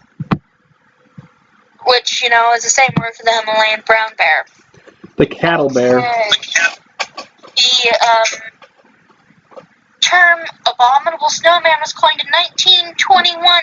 Same year, Lieutenant Colonel Charles Howard Burr led the 1921 British Mount Everest reconnaissance expedition, which he chronicled the Mount Everest, the reconnaissance, 1921. In the book, Howard Bury, whatever the fuck his name is, includes the account of crossing the La Capla at, I have no idea what that is. Give me a moment to open it. Oh, it is a region of, it means the white gap. And, it's about 7 kilometers, or 4.3 miles, northeast of Mount Everest, in the Tibetan Autonomous Region. I don't know. Too much to go into. We probably should have scripted this better. We probably should have. Yeah. Next time, though. Next time. During the, I lost. At 21,000 feet, at the Kapla area, he found footprints he believed were probably caused by a large, loping gray wolf, which, in the soft snow, formed double tracks rather than those of a barefooted man, or rather like that of a bear. He adds that his Sherpa guides at once volunteered that the tracks that of the wild man of the snows, which they gave the name Meto Kengmi. Meto translates to man-bear, and Kengmi translates to snowman. Confusion exists between Howard Bury's recitation of the term, and the term used in Bill Tillman's book Mount Everest, published 1938, where Tillman had used the word Mech, which does not exist in the Tibetan language, and Kengmi, which relating to coining the term relating the coining of the term abominable snowman. Pre-19th century, according to H. Seeger, the Yeti was part of pre-Buddhist beliefs of several Himalayan people. He was told that the Lepcha people worshipped a glacier being as the god of the hunt. He reported that followers of the Burn region once believed the blood of the Meme god or wild man had used in certain mystical ceremony. The being was depicted as an ape-like creature who carries a large stone as a weapon and makes a whistling, whooshing noise. In 1832, James Prinsby's Journal of Asiatic Society of Bengal published trekker B.H. Hodgson accounts in his experiences in northern Nepal. His local guides spotted a tall bipedal creature covered in long dark hair, which seemed to flee in fear. The Hodgkins concluded it was an orangutan.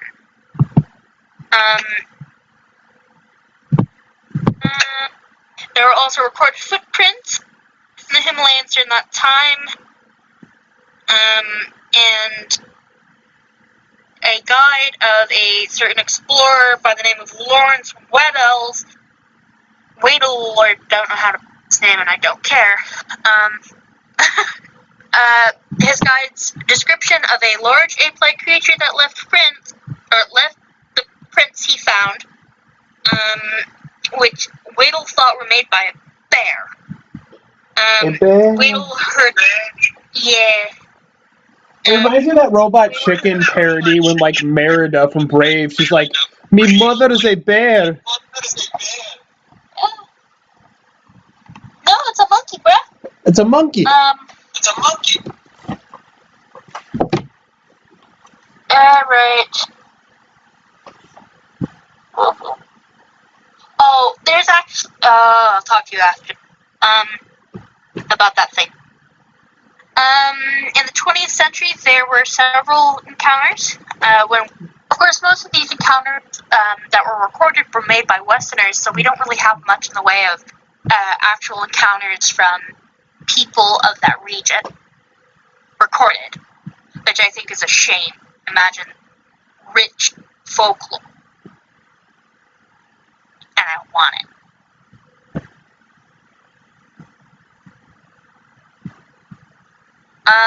Do you want me to go into the 20th century encounters, or do you want to go on to something else? We can go into 20th century.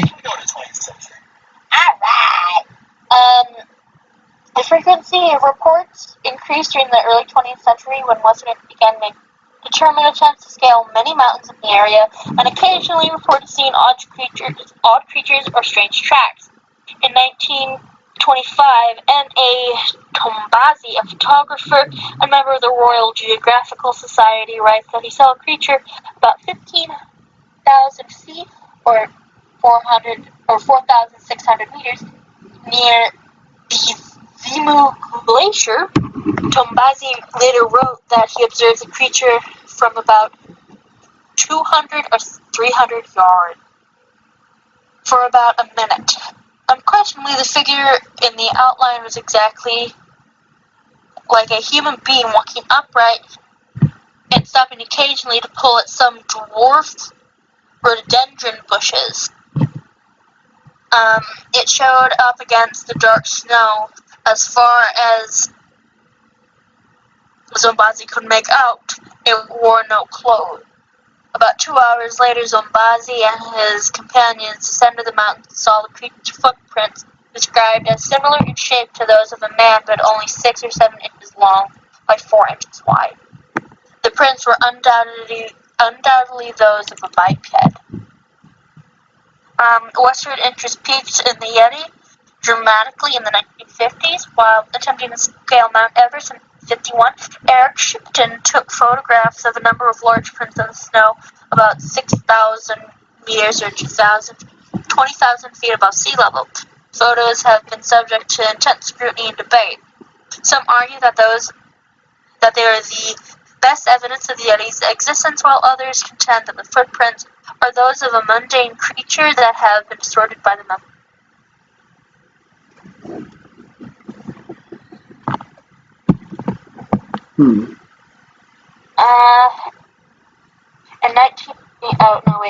Peter Byrne something, reported finding a Yeti footprint in 48 northern Sikkim, India, near the Zimu Glacier, while on holiday from a Royal Air Force assignment in India. I don't even know why they brought that up. That's in 1953, Sir Edmund Hillary and Tenzing Norgay reported seeing large footprints while scaling mountains. Hillary would later discount Yeti reports as unreliable. His first autobiography, Tenzing said that he believed the Yeti was a large ape, although he had never seen it himself. His father had seen one twice. But in his second autobiography, he said that he became much more skeptical about its existence. Why the fuck would you need 2 autobiographies? Wait, 2 autobiographies? Really? Yeah, that's supposed to be the story of your life. You're supposed to write it before you die. Someone's suffering from small man syndrome. Yeah.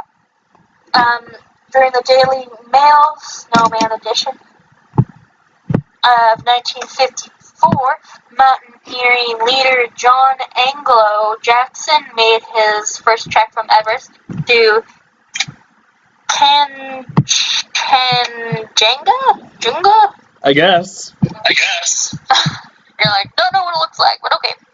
In the course of which he photographed symbolic paintings of the Yeti at Tengboche Gomba.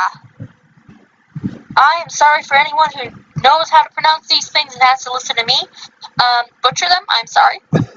Jackson tracked and photographed many footprints in the snow, most of which were identifiable. However, there were many large footprints which could not be identified. These flattened footprint-like indentations were attributed to erosion and subsequent widening of the original footprint by wind and particle. On March 19, 1954, the Daily Mail printed an article which described expedition teams obtaining hair specimens from what was alleged to be a Yeti scalp found in the Pengboche Monastery, which to me actually looks like just the scalp of an orangutan, but I don't know how far they are from this area. The hairs were black to dark brown in color in dim light and fox red in sunlight. The hair analyzed by Professor Frederick Wood Jones, an expert in human and comparative anatomy. During the study, the hairs were bleached, cut in sections. Why the fuck would you bleach them? That ruins all genetic material. Cut into sections and analyzed microscopically. The research consisted of taking micro photographs of the hair and comparing them to hairs from known animals such as bears, orangutans, such like. Jones concluded that the hairs were not actually from a scalp. He contended that while some animals have a ridge of hair extending from the plate to the back, none of the hairs were actually from a scalp. And that no animals have a ridge, as in the Pengbok scalp, running from the base of the forehead across the plate and ending at the nape of the neck. Jones was unable to pinpoint exactly the animal from which the Pengbok hairs were taken. He was, however, convinced that the hairs were not from a bear or an anthropod ape. He suggested that the hairs were from the shoulder of a coarse-haired hoofed animal. What's up, guy? So What's up? Oh, jeez, I keep accidentally hitting ads on stuff. on Wiki, Yeah. I don't have ads. Oh wait, you use AdBlock, don't you? What? Do you use AdBlock or? Yep. I don't know why I don't just use my browser with AdBlock. Yeah, because my job consists of me going on the websites and breaking. So I don't know why you don't. So I have to use it. The author of the book The Long Walk, published in 1956, whose name I cannot pronounce and will not even attempt, claimed that as he and some others were crossing the Himalayas in the winter of 1940, their paths were blocked for hours by two bipedal animals that were seemingly doing nothing but shuffling around in the snow.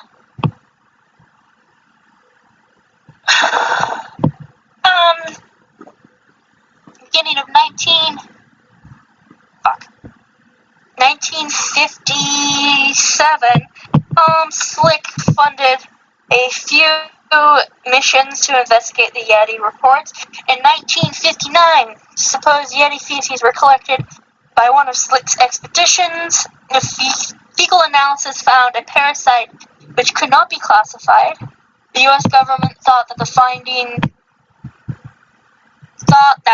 the Yeti was likely enough to create 3 rules for American expeditions searching for it. Obtain a Nepalese permit, do not harm the Yeti except in self-defense, and let the Nepalese government approve any news reporting on the animal's discovery.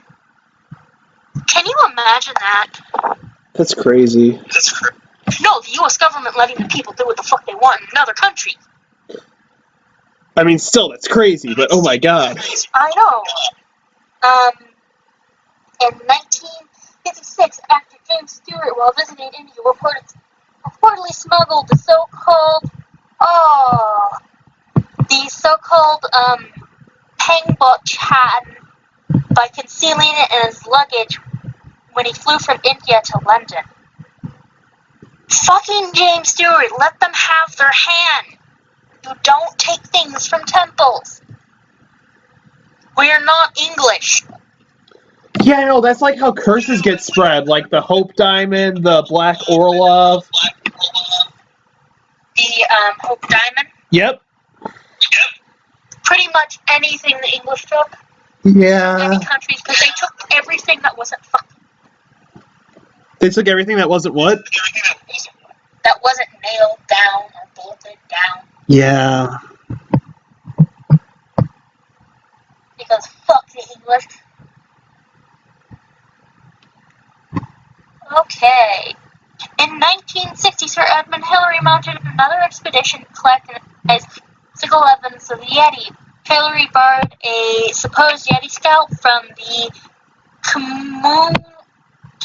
Kamunjung Monastery. Then himself and Kumjo Kumbi, village headman, brought the scalp back to London, where a small sample was cut off for testing. Marga Burns made a detailed examination of the sample of skin and hair from the margin of the alleged Yeti scalp.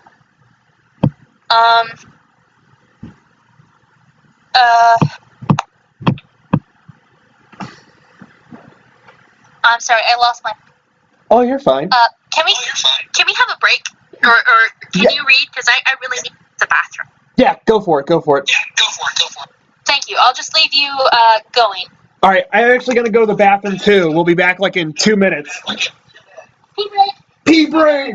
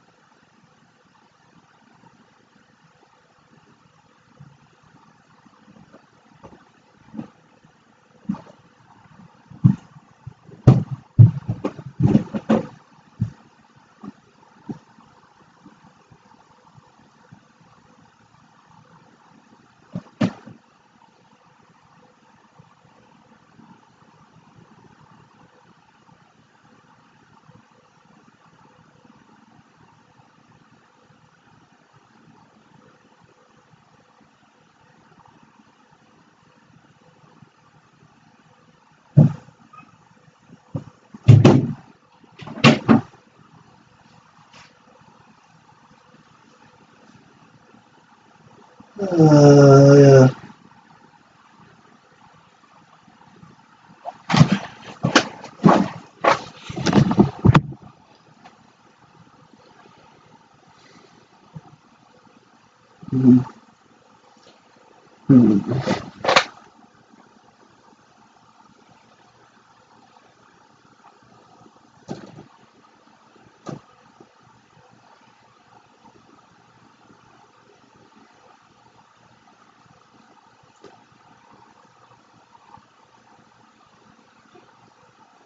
Hello. Yep, are you? Yes. So is my. Huh? So is my. Heck yeah.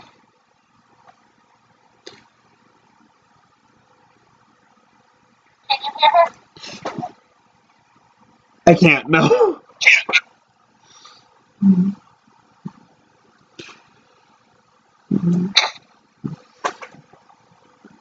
Okay. And I think she just exited out of my. Interview? Stop. Cat. I love you, but no.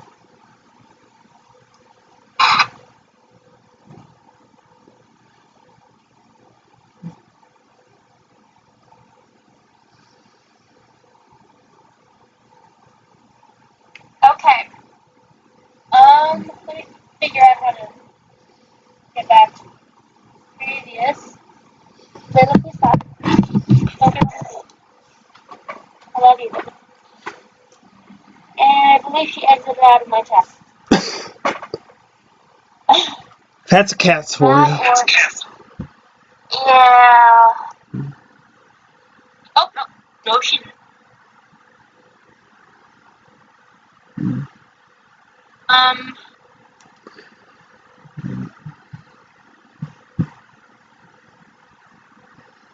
Okay, where was I?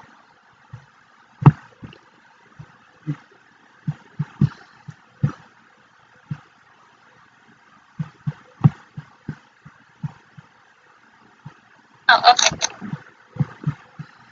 Okay. In 1960, Sir Edmund Hillary mounted and collect and analyze physical evidence. Oh, I already read that part. Keep going.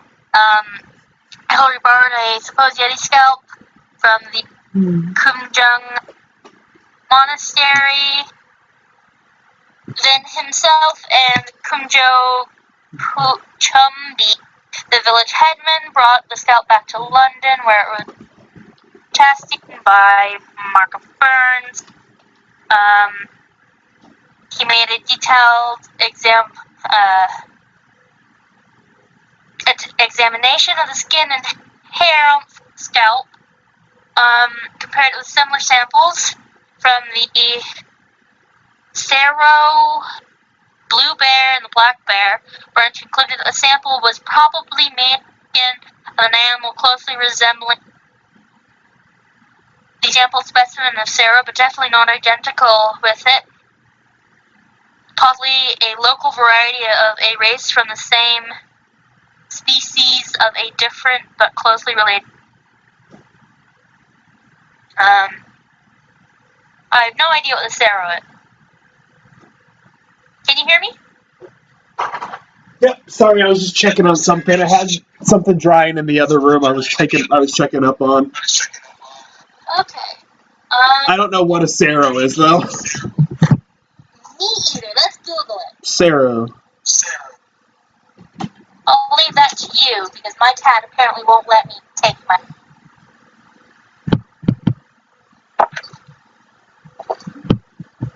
But yeah, I'll show everyone what was drying.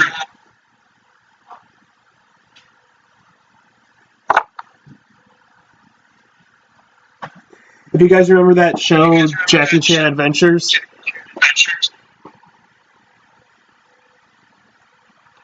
Would you stop rubbing up against me?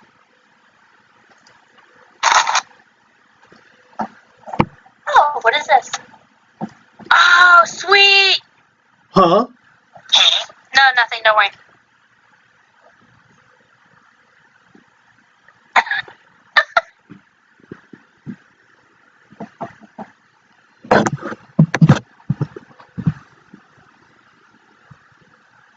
Okay, so the Cerro is a type of fuzzy goat. Aww. It's really cute, but also kind of hideous from the side. Cute up front, hideous, much like me. It's cute but hideous. Yes. Alright, let's go back to the Yeti! Are you ready? Are you ready for this? I'm always Yeti. Aye, aye, Captain. Top. Up until the 1960s, belief in the Yeti was relatively common in Bhutan. In 1966, a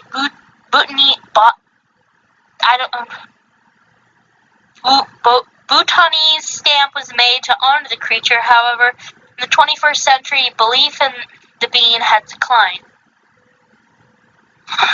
Okay, in 1970, British mountaineer Don Williams claimed to have witnessed the creature scaling in Purna.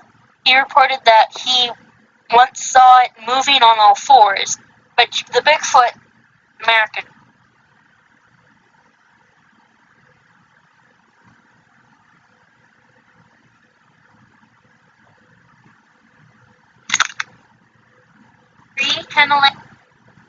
Indigenous organic seat and him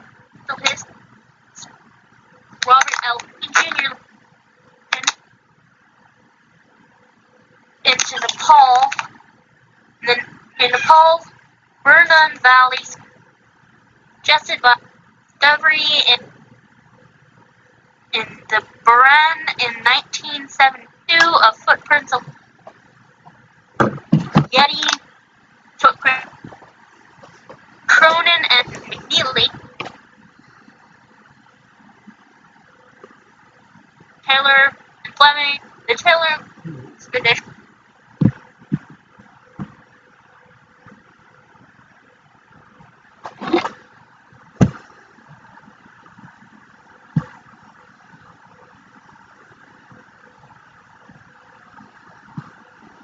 Also, Taylor discovered similar Yeti-like footprint common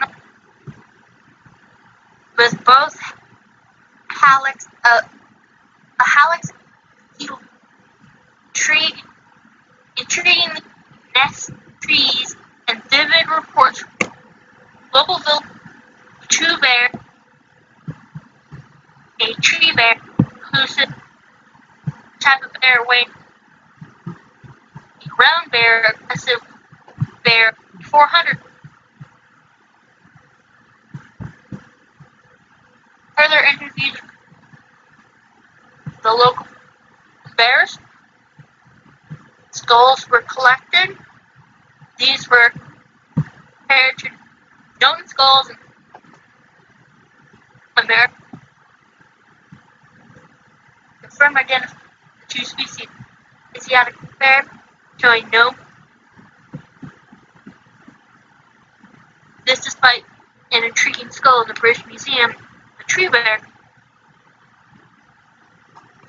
by Oldham, and discusses in Royal Zoological Society. Alright, that's century. You want to go into the 21st century, yo?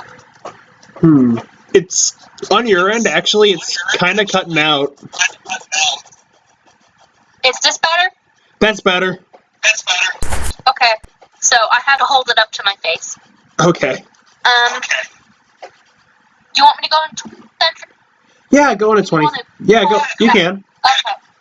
In the 21st century, i.e. 2004, Henry Gee, editor of the journal Nature, mentioned the Yeti as an example of legend deserving further study.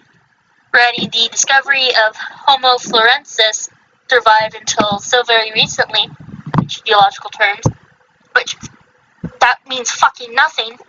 Fucking nothing. Geological it does in geological terms, like 10,000 years, or 100,000 years is fucking nothing. It's like 2 weeks.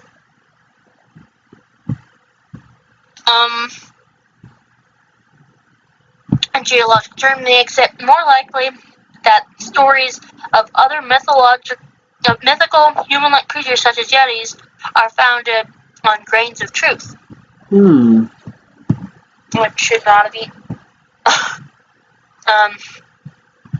In early December 2007, American television presenter Joshua Gates. Josh Gates, my homie!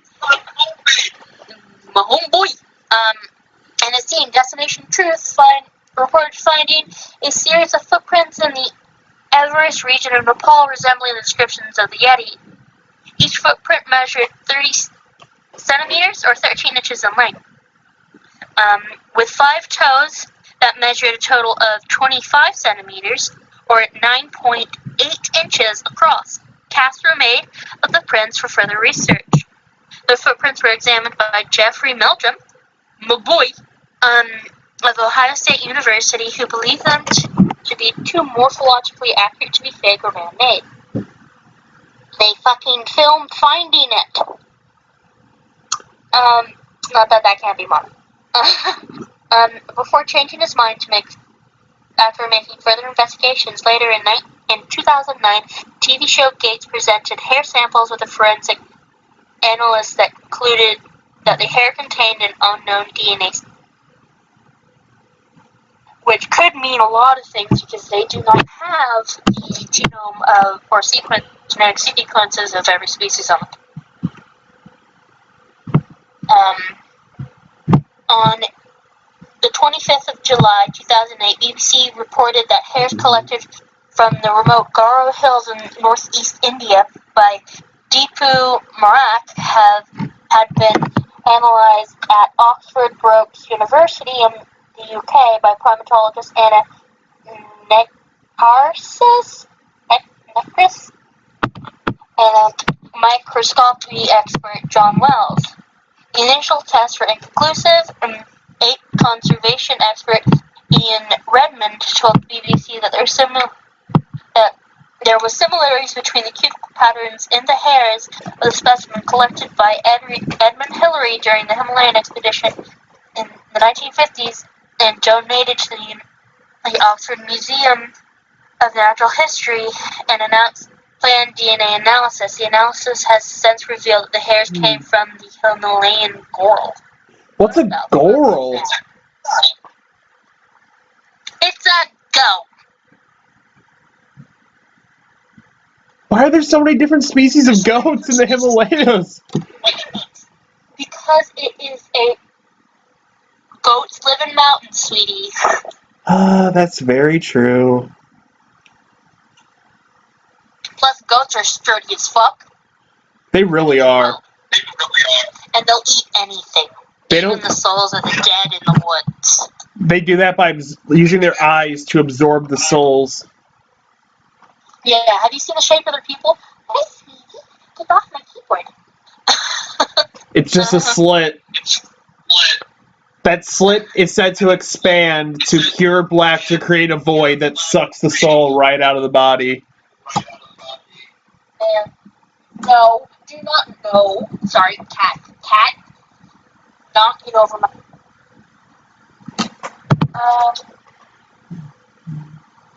A group of Chinese scientists and explorers in 2010 proposed to renew searches in Shenmon. Not even trying to pronounce that anymore.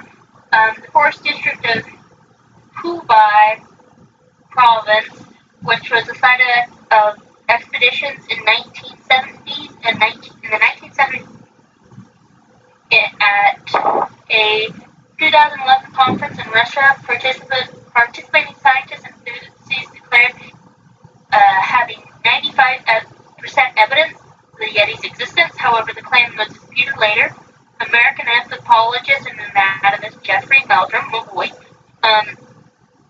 who was present during the Russian expedition, claimed the evidence found was simply an attempt by local officials to drum up public, which smart on that. A Yeti was reportedly captured in Russia in December 2011. Initially, the story claimed that the hunter reported having seen a bear-like creature trying to kill one of his sheep after he fired his gun and ran into a forest on 2 legs. The story then claimed that Border Patrol soldiers captured a hairy 2-legged female similar to a gorilla that ate meat and vegetation. This was later revealed as a hoax or possible publicity stunt for in April 2019, an Indian Army mountaineering expedition claimed it has spotted mysterious Yeti footprints measuring 81 by by 38 centimeters or 32 by 15 inches near the Makalu base. Alright, that is everything for the 21st century. Now let's go on to the 22nd century.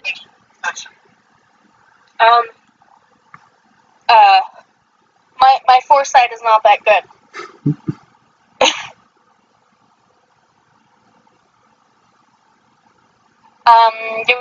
Your turn.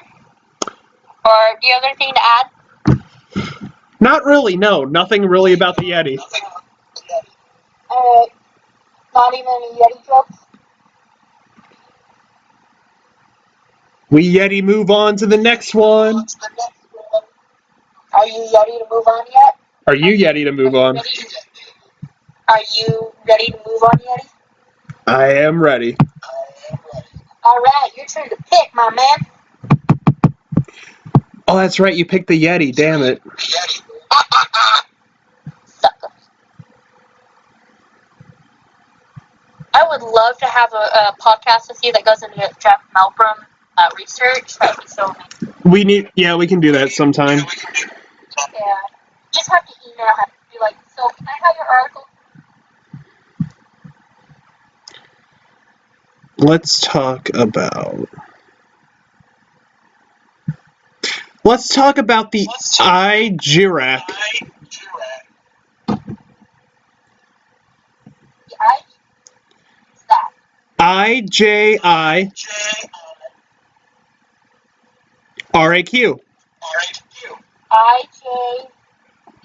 IJIRAQ. RAQ. RAQ. Do you mean the thing from... Oh! So the thing that's constantly shown to look like to be a Wendigo. Yes.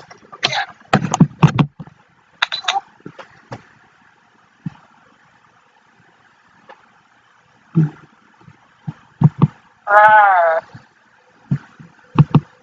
Rawr. Alright. Yeah, G-Rack. Rack is how it's said.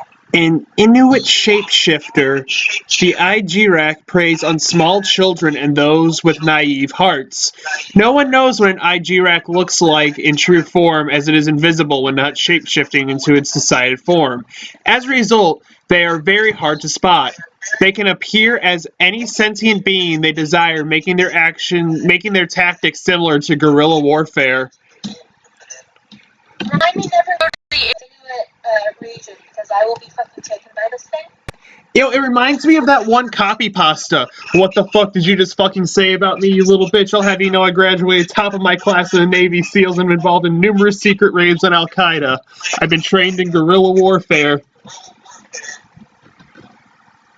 Really? You haven't heard that one? I have. Ow, I just don't understand how it's similar. Ow! Because they mentioned guerrilla warfare. Okay. It is said that they live in a world between the living and the dead. This world cannot be reached by mortals. If a human were to go near their home, the human is suddenly confused and gets turned around, ensuing their evil stomping grounds are never discovered. However, these beasts can take children with them and then feast on the kids with their shape-shifting friends. IGIRACs lure children far away from their villages, where these monsters will abandon, hide, or eat the children. If the child is spared as a meal, he will never be able to find his way home, making his death drawn out and cruel. The only hope for surviving such an encounter is listening closely. When an IGIRAC arrives, a human-like whistle is heard, yet there is no source. If you hear this upon meeting someone, it is a good sign to run, as it's probably a shapeshifter looking for its next tasty meal. I probably go near their territory a lot, because I'm always, like, I get turned around a lot for no fucking reason, even though where I am.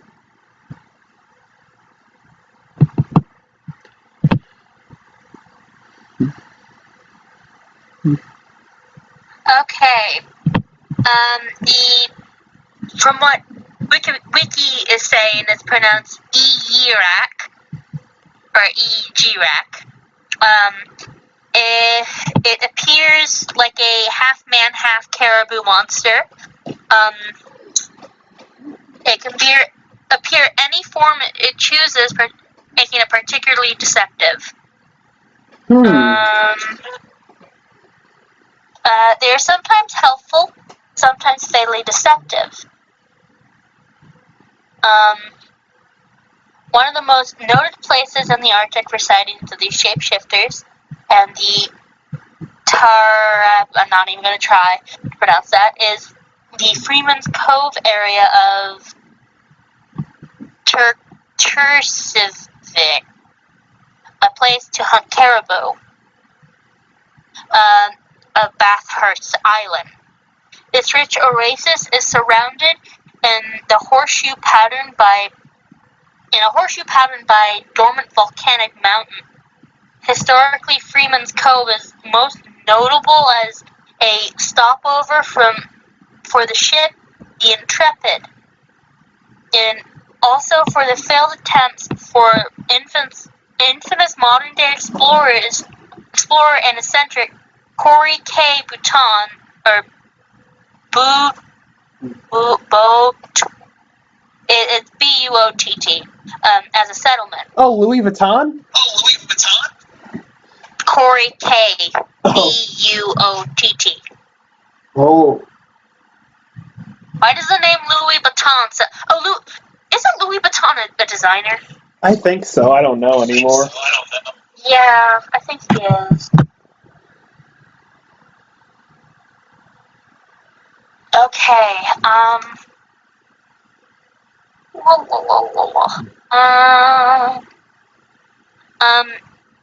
in the northern Baffin dialect, Yirak means shapeshifter. Oh, no, sorry, the half-man, half-caribou is this other creature. Sorry, I didn't read it carefully.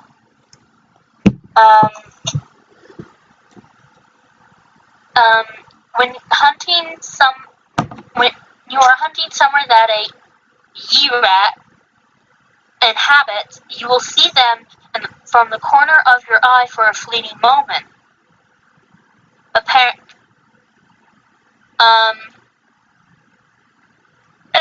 you read that. Inuit further south, than the North Baffin group used to hold the belief that some Inuit went too far north to chase game and became trapped between the world of the living and the world of the dead, and thus become the Yirak. According to a small handful of surviving elders in the South Baffin region, that they knew these beliefs, the Inuit that are settled in Resolute Bay and Grizz Fjord are the shapeshifters or shadow people because they went too far north. Oh, Some elders will avoid being in the presence of extreme northern Inuit, fearing they are evil Yirak, or the other creature. Which, rude. But, you're entitled to that, I guess. I guess. I mean, not really, but... I mean, it's still rude. But I have no place to argue with you. Right. Ooh. Sorry. The home of the Yirak is said to be cursed. No matter how skilled or how familiar with the land. The modern-day explorer and eccentric Corey K. Boughton, or whatever it is, and his wife, Inogo, said to be out hunting once on a small peninsula across the bay from Freeman's Cove, and I'm just going to call him Boat for now. Boat, despite being a renowned navigator, became completely turned around while he and his wife had been there before. They could clearly see the camp where their children were on the horizon. Boat had to closely follow the trail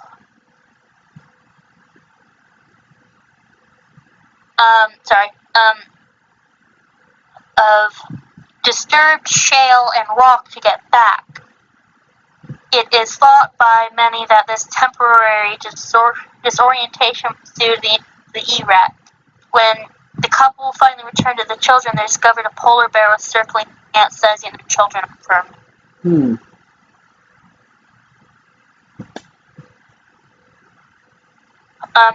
One plausible explanation for an unusual phenomenon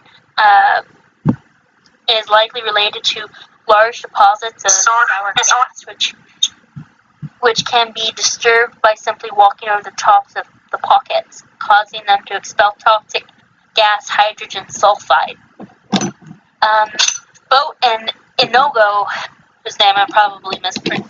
I'm sorry. Oh, hey, really, really quick, because he has to go soon. You know Megaquake in the Cryptid chat, right? Yeah. He wants to know what your opinion on the Daytabalov Pass incident is. There's so much stuff going on about that. Like, why the fuck were some of the bodies radioactive? Like, he wants to know, like, do you think it could have been a Yeti? Fuck no, unless the Yeti was radioactive. It's like a Chernobyl Yeti. Chernobyl Yeti, sure, we'll call it the Chernobyl Yeti incident. But, do you think it could have been aliens or something? I think it was just the Russians fucking around in the wrong place. Would I put it past them to actually capture a Yeti, or make a Yeti and make it radioactive, and then release it upon a bunch of hackers as a test? No, I would not put especially the Soviets. Right, I mean, like, it's Russia. Anything's possible down there. Yeah. Like, he also wants to know, do you think it's, like, anything with, like, the missing 411? The book? Well, I mean, like, do you think the Daytabalov Pass is, like, anything that, like, in correlation with any of the incidents, like... I haven't read the 411. I haven't either, I just know about it. I have heard stories from it, but I don't think it matches up with anything. I think something much darker and deeper when I really do. Because these people literally ripped all their clothes off. Except some of them who had the clothing on. Of the other people. That's true. And whose tongues were missing and were radioactive. So something much fucking... Plus, they analyzed the fabric of the tent that they were in, and it was ripped from the inside. Yep. Like they were trying to get out. Yep. Well, you know what else, too? Did you say their tongues were ripped out? I think one of them was... by someone. Well, if it was ripped out, I mean, there's like that... Like, have you heard about, like, the cow incidents that have been, like, all around, like, the U.S. and everything? Like, the cows getting, like, their tongues cut out and everything? Yeah. I don't know, could be maybe something along those lines, but, like, you said it could have been, like, Russia experimenting on their own people. To be fair, like, even wolverines will eat faces, so, and they have wolverines in, Russia. That doesn't explain everything. That is a whole shitstorm, and that's a separate podcast I would be down with doing altogether. Oh, heck yeah, we could do, like, a special or something. But he said he think it was mentioned that the two stronger males likely gave clothing to the weaker female members in the group. Yeah, I'm looking at the chat now. Oh, okay. It could be. It could be. But I believe at least one of the females is missing all of their clothes. Well...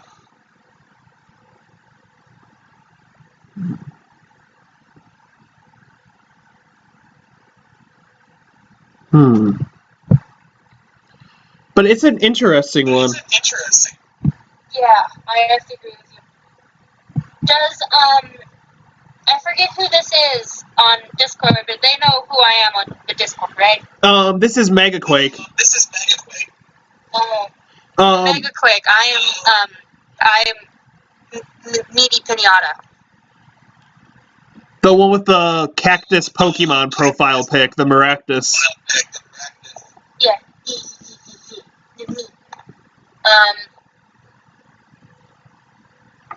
Yeah. I actually.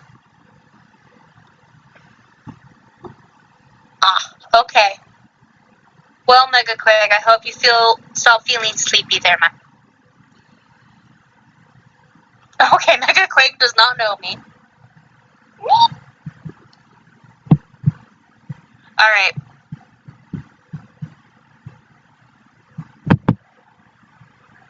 I'll go at you in the chat, Megaquake, because I'm spiteful and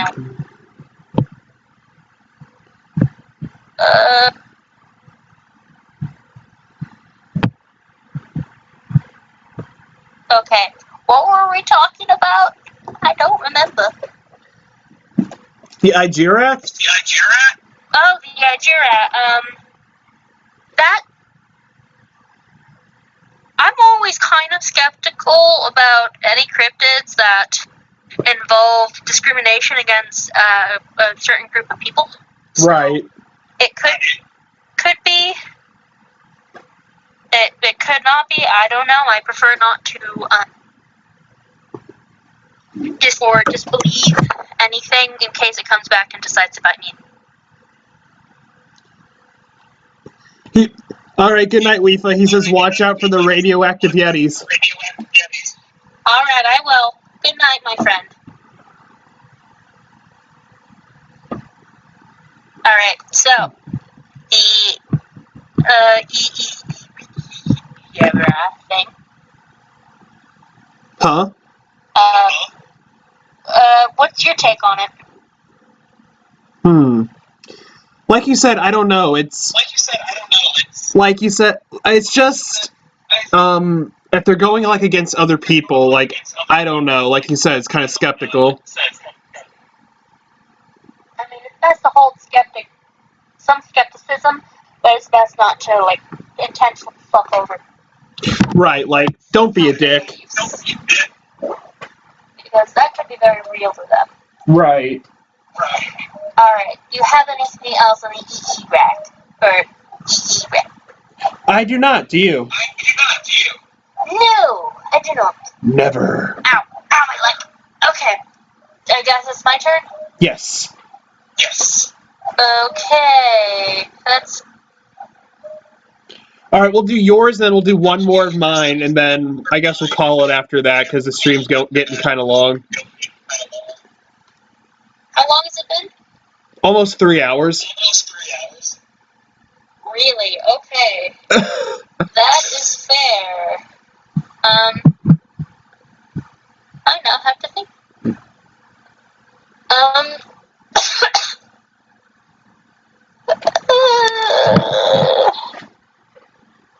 I don't know. I don't have one stocked up. And I don't know enough about any of the typical winter ones to go on. So if anyone has a suggestion,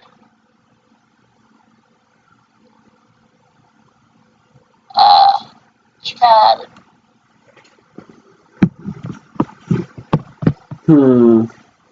Let's just pick a weird, strange Slavic. Oh, let's look at the. Yeah, do you just want to end it on a Slavic one, actually? We'll just pick a weird Slavic one and then call it. Okay, sure. Okay, I picked. That's not a. Why don't you look up some of them and. Ow! Ooh.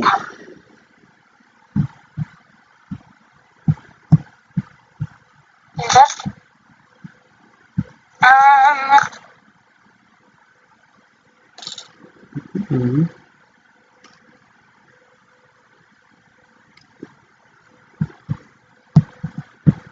Hmm. Shall we do...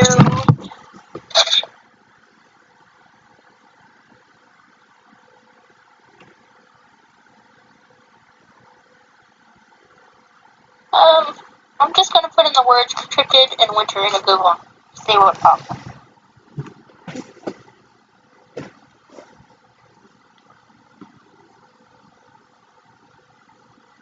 Oh, you know who we should talk about? Who? We mentioned them, but we never talked about them. The Baba Yaga? The Baba Yaga. Alright. Let's talk about that, Granny. Alright. So, if you don't know the basics of the Baba Yaga, she's this old witch bitch who lives in the woods in a house, chicken leg.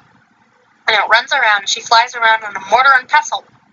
And, I mean, that's, what she does, but, what the fuck is this from? What's it?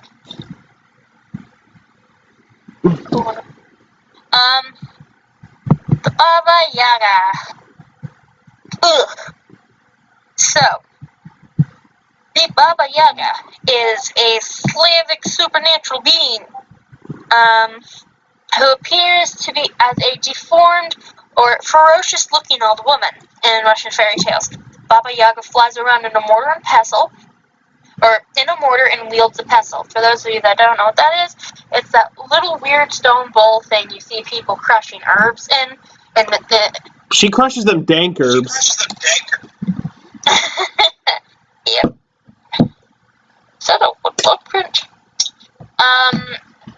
And she dwells deep within the forest in a hut, usually described as standing on chicken legs.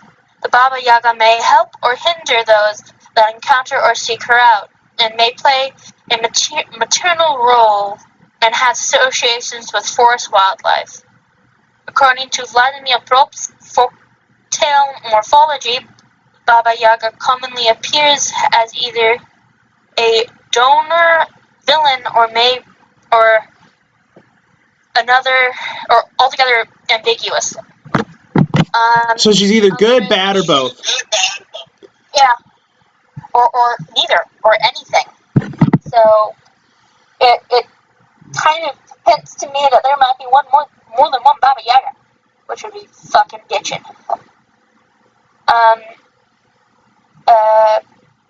Andres Jones identifies Baba Yaga as one of the most memorable and distinctive figures in Eastern European folklore, and observes that she is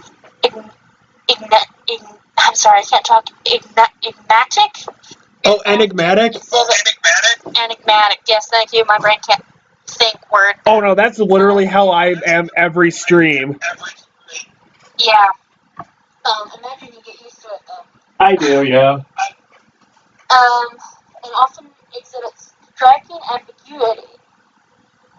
John summarizes Baba Yaga as a many-faced figure capable of inspiring researchers to see her as a cloud, moon, death, winter, bird, pelican, or earth goddess. Totemic. That's oddly specific. Yes. And very broad at the same time. The goddess of pelicans. Yeah. And clouds. Totemic matriarchal ancestress. Female initiator, phallic mother, and archetypical image. Alright, let's get in the etymology of the name Baba Yaga. Baba Yaga, or various names of Baba Yaga are found in the languages of Eastern Slavic peoples. The first element, Baba, is transparent, a Babel word in Old Russian. Baba may mean midwife, sorceress, or fortune teller. In modern Russian, the word babushka means grandmother, derives from it, as does babcia, babci, also grandmother, but in Polish. In contemporary unofficial Polish, baba is the pejorative synonym of woman, especially old, dirty, or foolish. Baba may also have skipped that.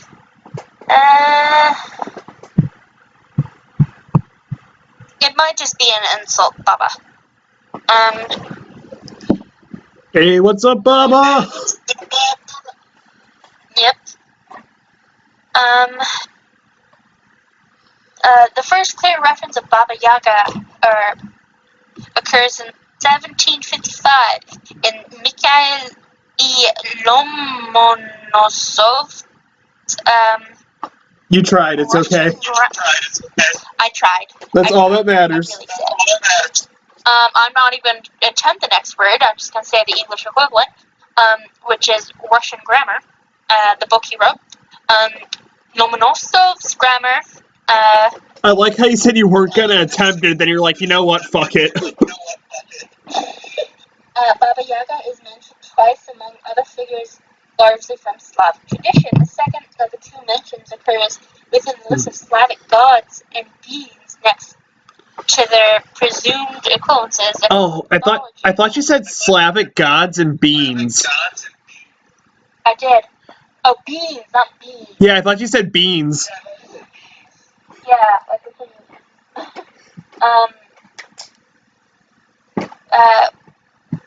Baba Yaga, however, appears in the third section without equivalence, attesting to the perception of her uniqueness even in its first known attestation. I'm not even going to attempt to pronounce the word because I'm too tired.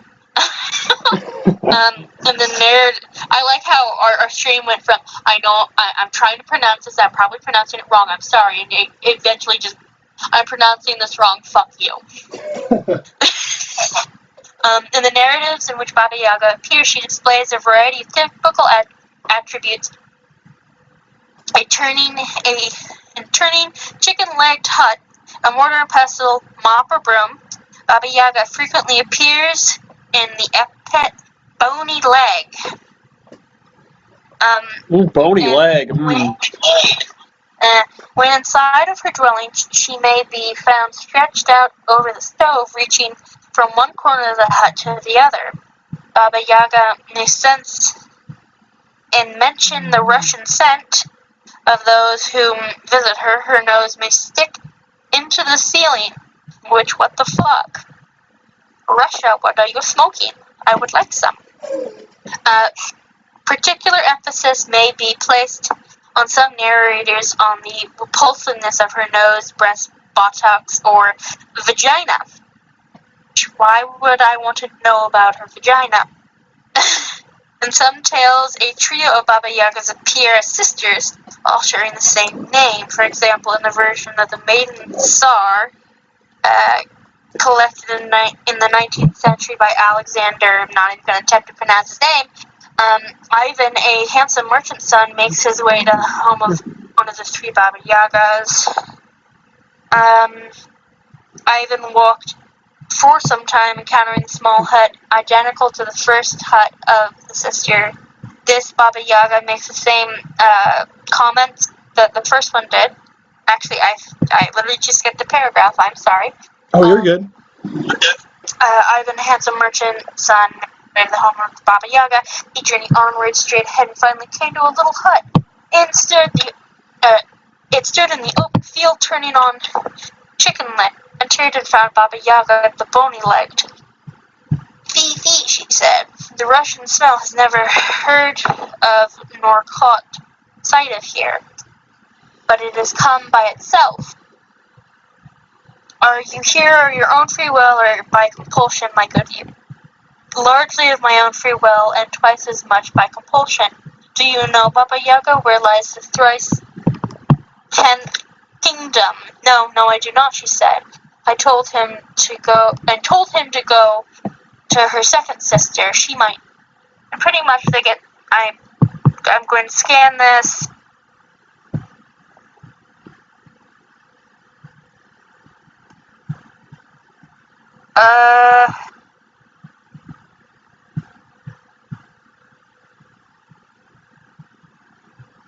Pretty much. Okay, so pretty much he gets attacked by the Baba Yaga and rips the tail feathers out from the... is how the story ends. And the drawing from the book, she is absolutely hideous. She looks like an ent. She looks like a... Not even kidding. Like a what? An ent. Like a what? Ent. E-N-T. I don't know what that Tree is. person. Oh!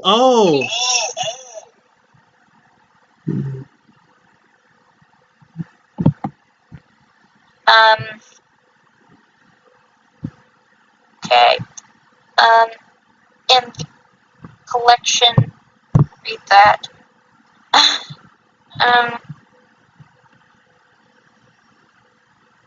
There's also plenty of Lubuki of her, which is woodblock print. Oh, I was worried it was gonna be some weird hentai. I mean, the Russians and woodblock print. One of their woodblock prints of Baba Yaga looks very similar to the Japanese woodblock print. Oh no. Okay. There's figures and other folklores that share similarities of varying extent with the Baba Yaga. These similarities may be due to either direct relationship or cultural contact between the Eastern Slavs and other surrounding peoples. In Eastern Europe, these figures include the Bulgarian Gorska Majka, or Mountain Mother, also the name of a flower, the Serbian Baba Korzima. You're doing good. The... Not even gonna attempt to pronounce that word. I don't know how to pronounce a G and a V followed by a Z. But it translates to Iron Tooth.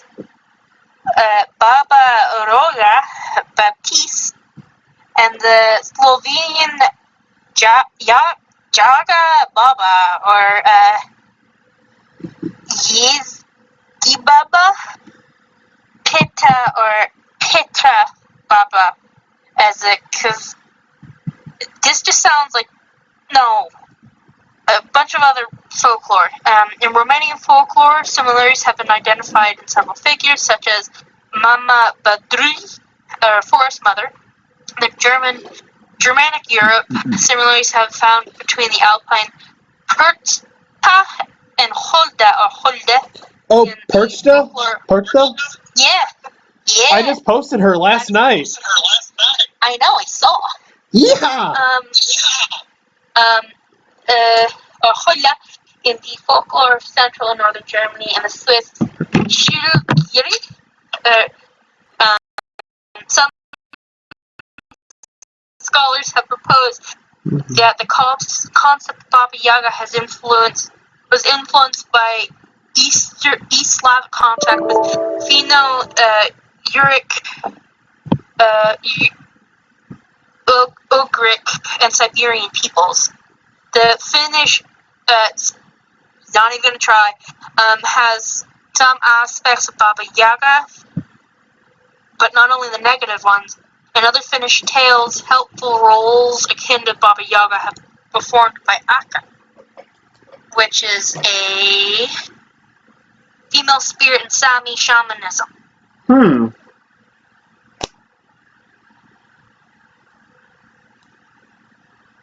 But yeah.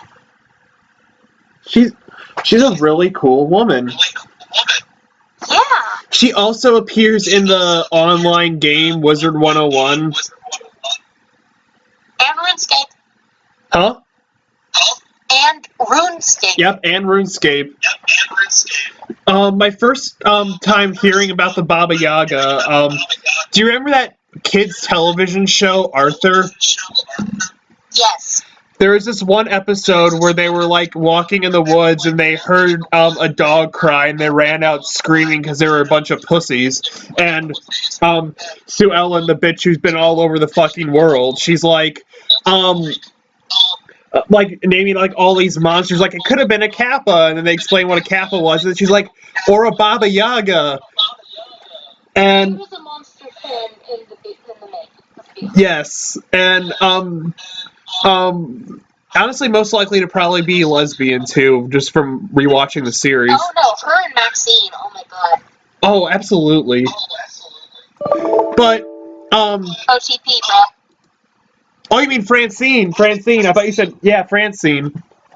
I said Maxine, but I got the name. But, like, Sue Ellen had a dream one night about the Baba Yaga. Like, she opened up her blinds and she just pops her head in the window and says, "Don't be late for school!"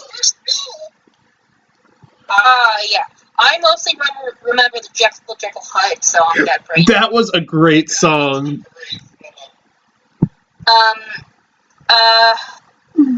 My first encounter with of hearing about Baba Yaga was my mother told me it as a bedtime. We're fucking Irish. What the heck? Yeah. I mean, she took Russian in college. So that's probably where she heard it. Because if her Russian professor was anything like my German professor, then they probably made you translate very. Probably. But then again, it was Georgetown, which is one of the most prestigious private schools in the country, and Catholic, so who the fuck knows? Ah, that's understandable.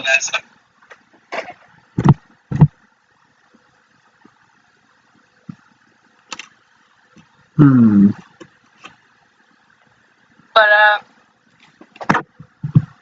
something most people don't really know about the Baba Yaga and the Russian forest in general is how fairy tale-esque it looks. Like, when you think of fairy tales, you think of thick woods, lots of green. In other words, American forests don't typically look like that. Oh yeah, she does look like a Tran in that picture. And that's not even the one where she looks like a tree. That was the one I thought looked Japanese. Actually, yeah, it does. It looks like she's a yokai. I love that mortar and pestle is on it. It mostly looks like something that you make much. It literally looks like she's holding a giant match while sitting in a giant Lincoln log.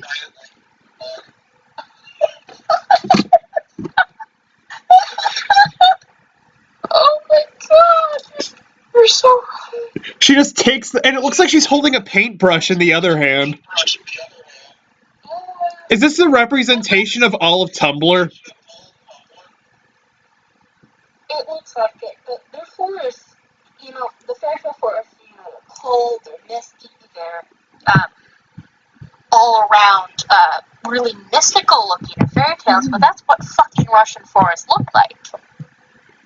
Like any foreign movie you see from Russia, if they involve the forest, it looks like fairy tale, which would be wonderful for the horror genre. Oh, absolutely. But, like, I don't know why, the Baba Yaga never scared me growing. Oh, My mother told me. When I saw that episode of Arthur, that part scared the shit out of me as a kid.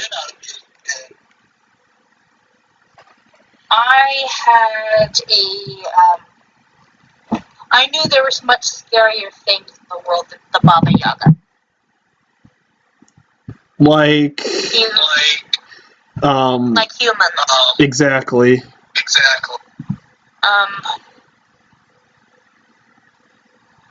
But yeah, that was my bullshit. But yeah, Baba Yaga's a cool woman.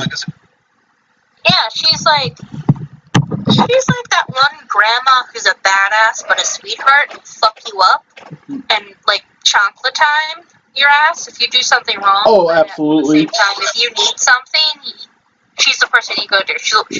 She's the one that's like, do you want something to eat? No, Grandma, I'm fine. I wasn't actually asking. Eat this or I'll beat your ass. There, like, when I was in like a Wizard 101 group chat, I remember, we had to go in a group, like a voice chat with the owner and moan Baba Yaga in order to gain entrance into the chat. So you just get all these people like, Baba Yaga, Wasn't Wizard 101 a kid's game? Yes, but these were like adults playing the game. Okay, that's fair. Yeah, no, we're asking like a 3-year-old to moan Baba Yaga into the microphone. That seems borderline illegal to do. But I mean, they age screened everyone. I know. But yeah, we had to moan Baba Yaga to gain entry into the chat. Weirdest thing I've ever heard. But okay. Probably the weirdest thing I've ever heard needing to do to gain entrance to something. And I live in a college town, so there are fraternities and sororities in my town. Oh God, I'm sorry. I mean, I live on the other side of town, so it's fine. Oh, okay. But the apartments near my house are party central. Shut up. But yeah, thankfully I live kind of near the middle of nowhere, so. Well, that's good. Which is both a curse and a blessing. Mm-hmm. Alright,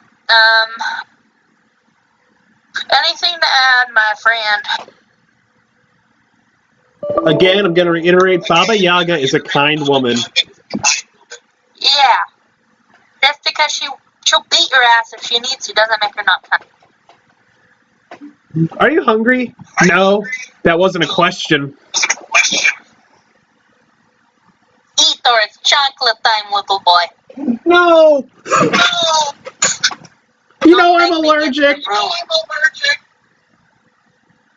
It is fine. I have EpiPen in purse. Oh, okay. EpiPen is good for you. That should be like a commercial advertising the EpiPen. EpiPen make you live slightly longer. EpiPen make you live long time. EpiPen put stopper in death. Alright. Do we have anything else? Not that I'm aware of. Wonderful. I should probably stop fucking with this. Okay. So. Alright, is there anything that you would like to say before you sign off? Jeffrey Epstein didn't kill himself. Oh my God.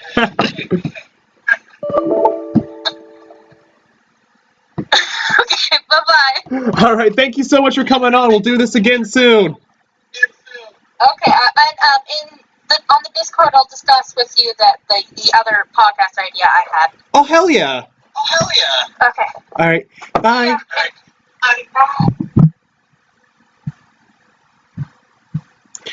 Alright guys, thank you so much for coming out today.